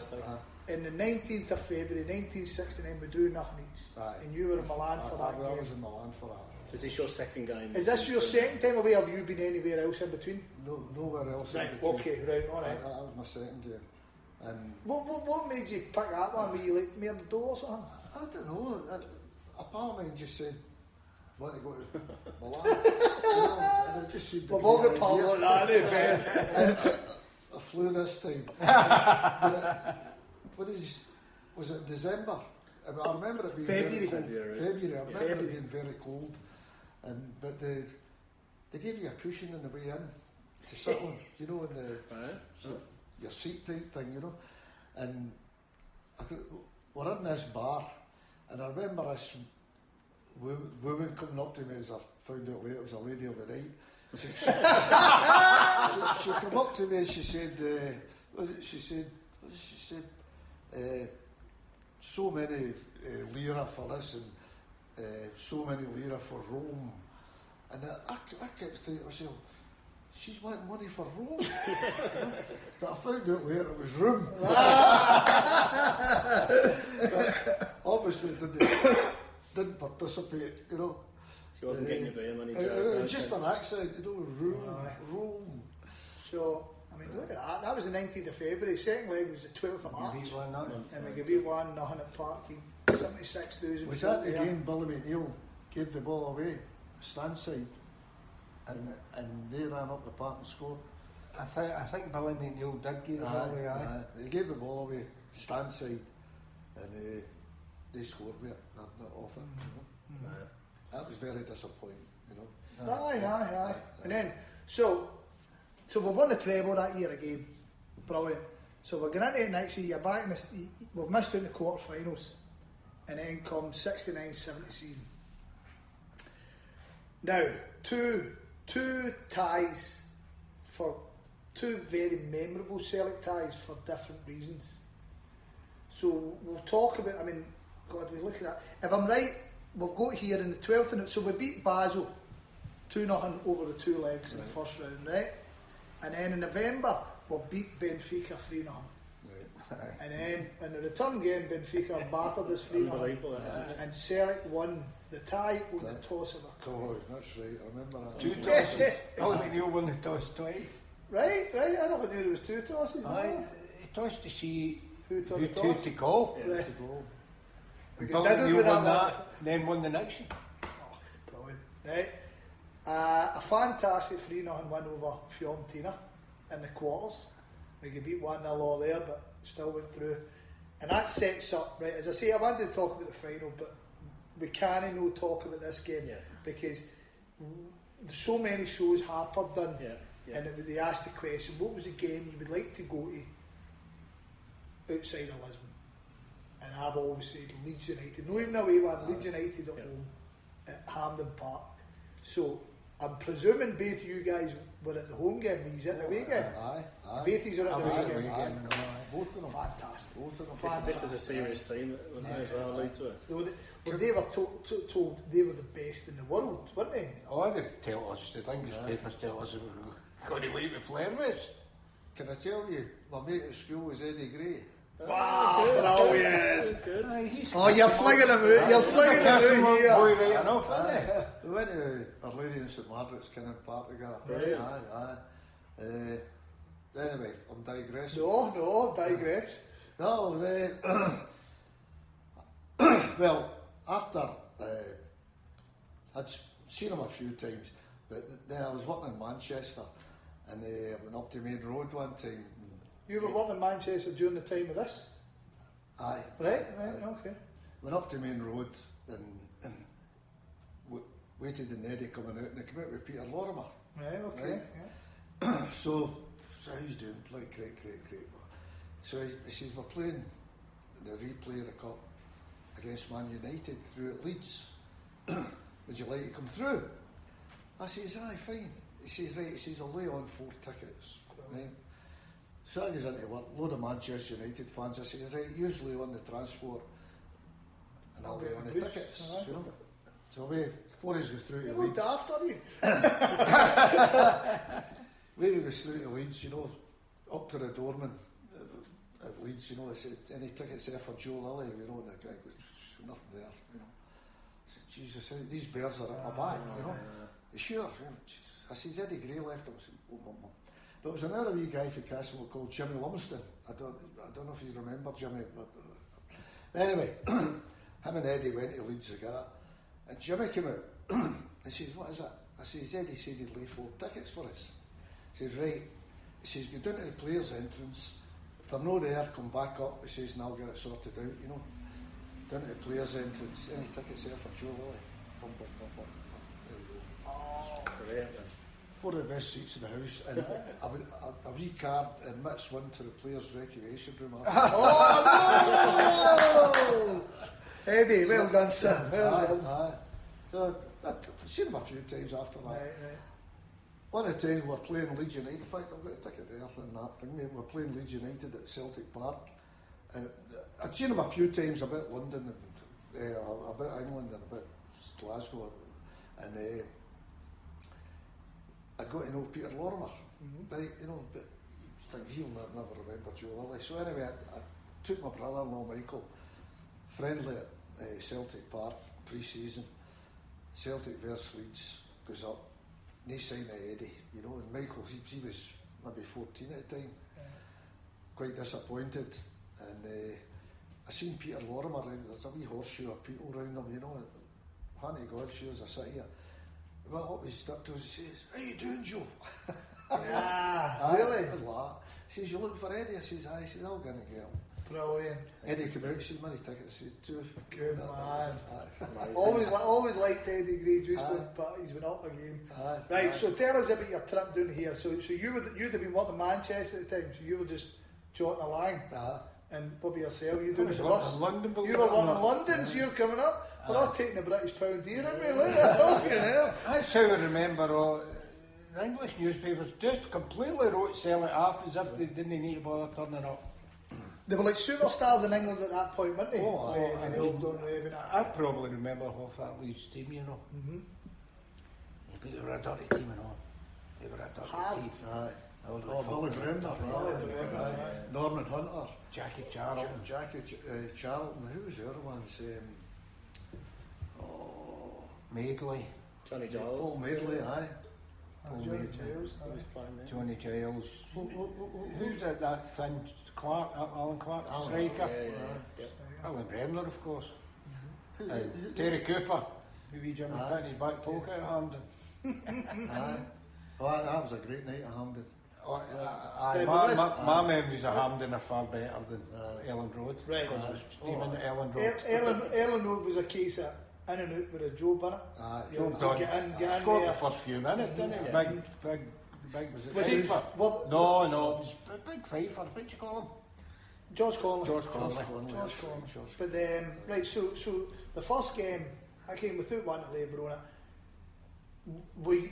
You spoke about it earlier on that we played these teams and just Celtic were just better. And I know, see when you played Leeds, was it a bit of, these are a good mob, we need to be on the ball here. Was it? Aye, well, we're top team in England. Aye, well, I'd read that many newspapers, I thought we were going to lose. For the first time in 4 First time years. ever, They were a great team, Leeds at the time, you know. But Celtic were brilliant at Hampden. Aye. Right, the Hampden. Lose the first goal and all, you know, that's the ties one in. Bremner scored, didn't he? Aye.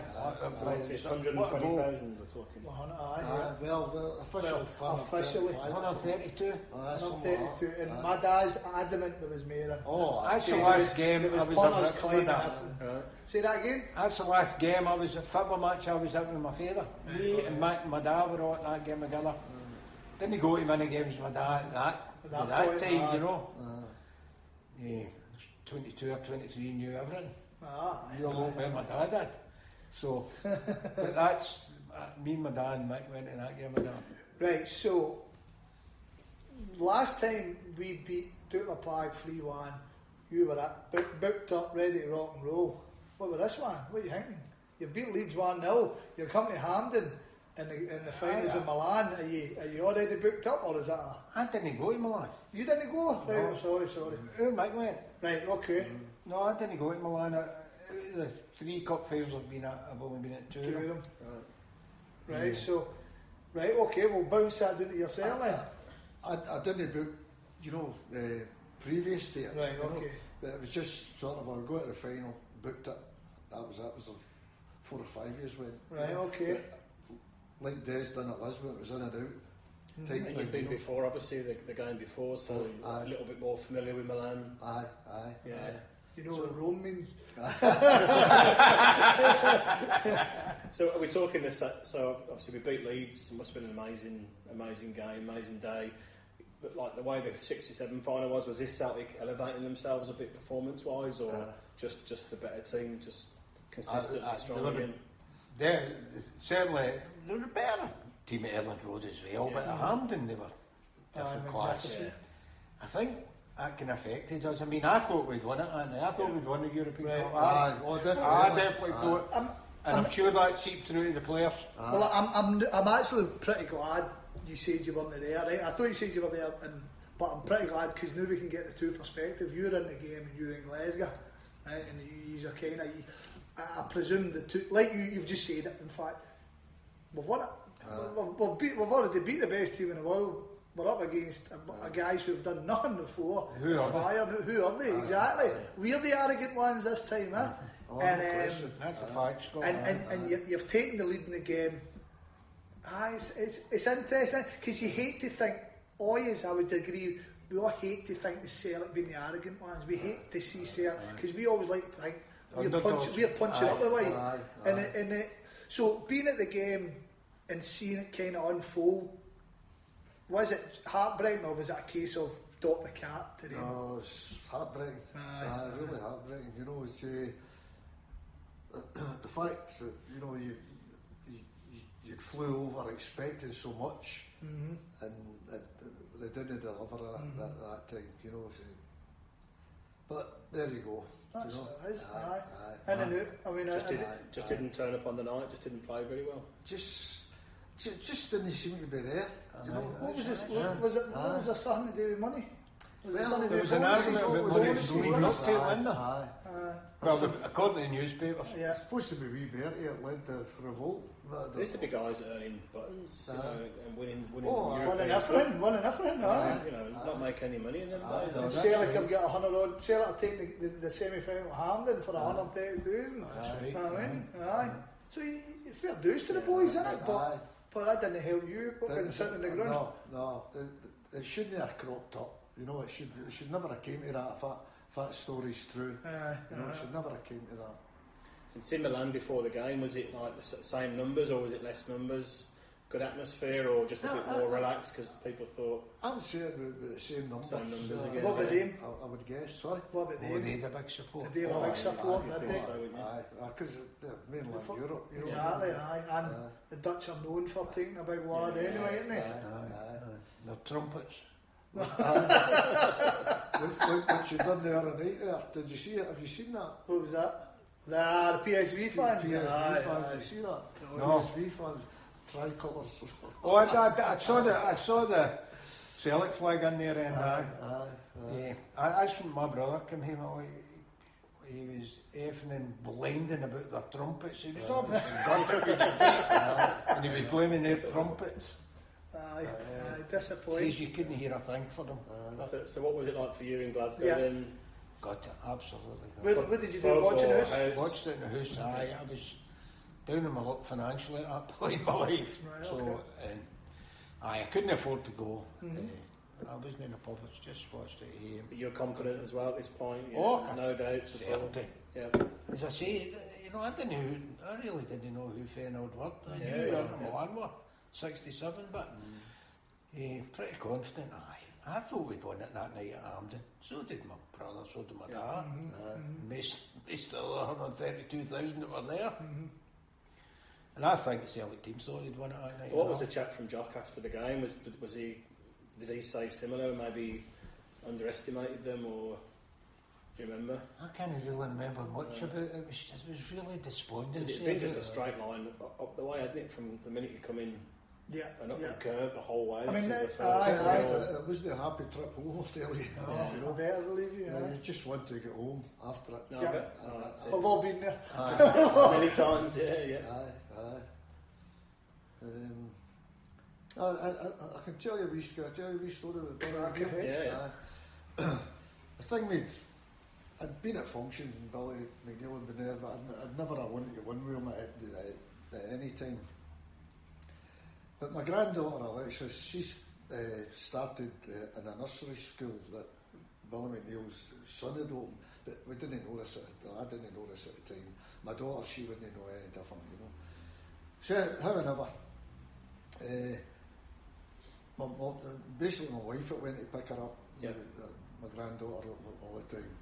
But occasionally I went, occasionally you would see Billy there. But this particular time I goes up and he's standing outside, so it was a 1-1 first time ever. And I introduced myself and I said to him, Billy, I bumped into you in the park in Lisbon. I says, never did I think 39 years later when I would bump into you coming to pick up my granddaughter, you know. Amazing. So he had a wee chuckle at me, well, Lisbon, that was it. So then I said to him, I says, do you help out up here? He says, aye, he says, my wife Liz, she gets to make the toast. He says, I get to take away the shitty nappies.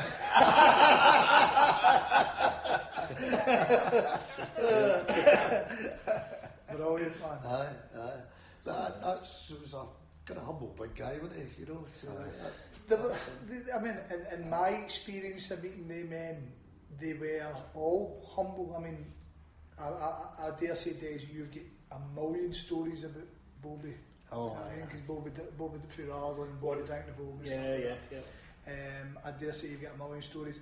In my own experiences of meeting guys like Bertie Auld, and the funny thing is, you go and meet John Clark now, and he's still the quietest, most polite man you'll ever meet in your life. And to think that these guys reached to the pinnacle of our football team, they made themselves, as I say, immortal at our football team, and they were all nice guys. It was no arseholes, not like you're like. I've written it down there about Bobby Murdoch. So I live at the end of the street. It's the school he went to. It's at Clonkills. My girls both been there. There's that famous picture of him on the shoulders, you know, when they won the Glasgow Cup in the 40s or whatever, 50s. Anyone I've met from that era, excluding yourselves, I've asked this question yet, but everyone to man says he was the best player in that team, in that group. Aye. Would you agree with that, or? Aye, no question. I would know, but see if you'd asked me then, I was probably too familiar. I mean, I was playing snooker with Bobby when 15-year-old. Bobby was 17. Yeah. Bobby and my brother are the exact same age, and me and Matt are the exact same age. And I knew Billy and James, and I knew the parents. I mean, Bobby's ma and dad, Babs, and older Bobby were never out my Auntie Anne and Uncle Hugh's house. Yeah. My Auntie Anne being my mother's sister. So, because you see, you wouldn't have had the superstardom of him, would you? It was just a punter. So from that team then, who was the guy that you kind of went, that's my man then? What player do you like the best? Jimmy Johnson. No question. no, same again? No, they've been very old. Bertie? Aye. Jimmy Johnson, greatest Celtic ever, in my opinion. By the way, it's a fair opinion to hope. It's just interesting because that's what we know him as that, and he's officially recognised as that. Yes, but anyone I've spoke to has always said. Well, my dad's hero was Bobby Murdoch. They were all great. I love Bobby. Exactly, that's the point, isn't it? I mean, like we were talking earlier on about the guys who kind of came from outside in Yogi. He was a hero to everyone, you know what I mean? In Yogi, and then you go to Joe McBride, and Joe McBride would probably be the guy that I know least about. Do you know what I mean? Because you've never seen him at any functions and all that. I think he went to Asteria, is that right? Yeah. He was Asteria. Joe McBride? Did they know? Did they go to? No. I think he did for a short period, Scott, but he came back.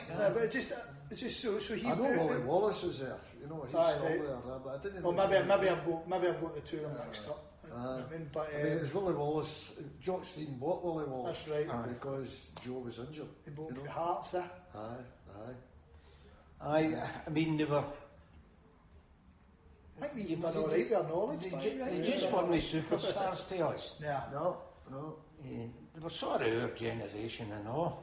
And, you know, hey, a guy you're playing snooker with and sitting in the pub having a pint with and going to games with. I remember going to football, me and Jordy Larkin and Bobby going to a cup final against Rangers, walking for the Vogue. So, you don't see them as like, you see the superstars of football like Lionel Messi. You know, but you're never ever going to be in his company. You'll never ever be in. That's right. You'll never be sitting in a booze and he'll be sitting beside you just get a wee swift one. Is he? He's never going to be doing that. That's never going to happen. I mean, I went to one of these tribute nights. It was Chris Sutton, right?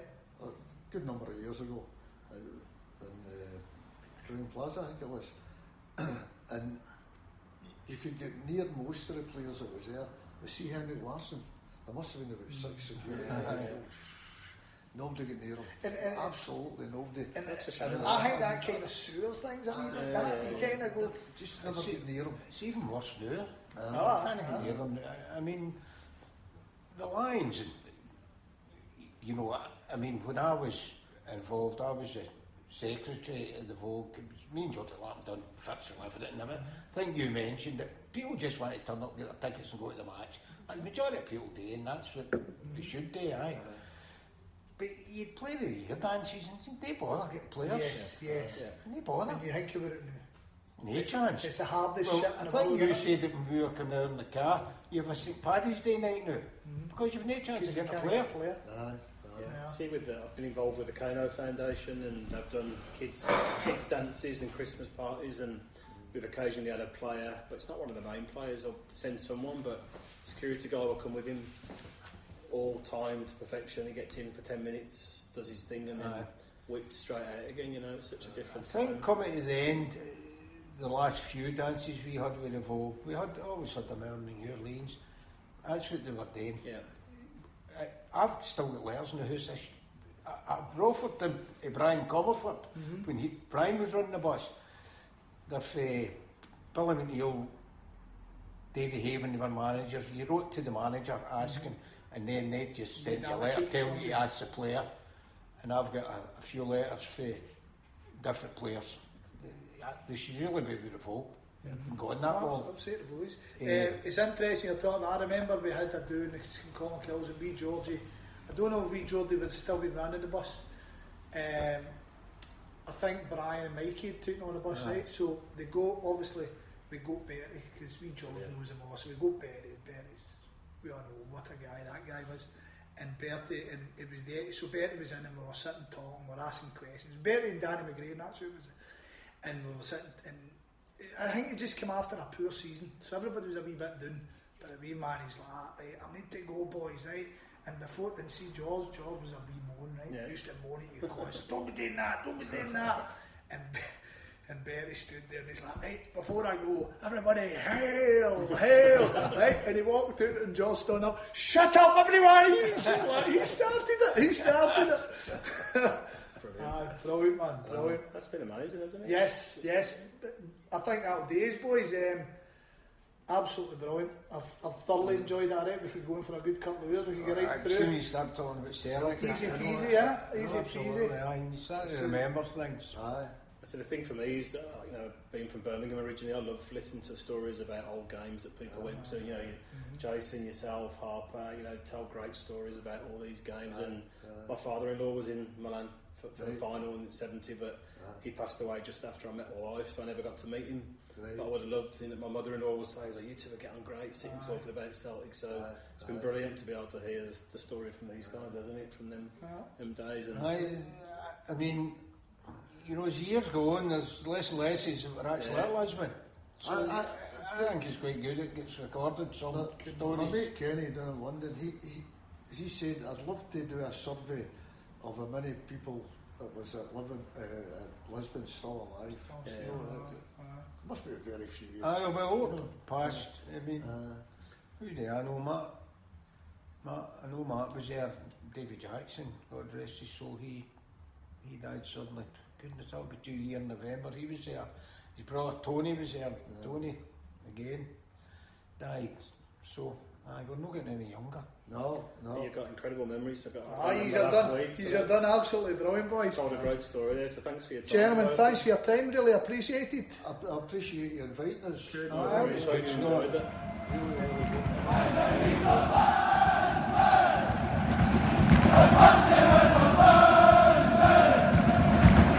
See the boys we go!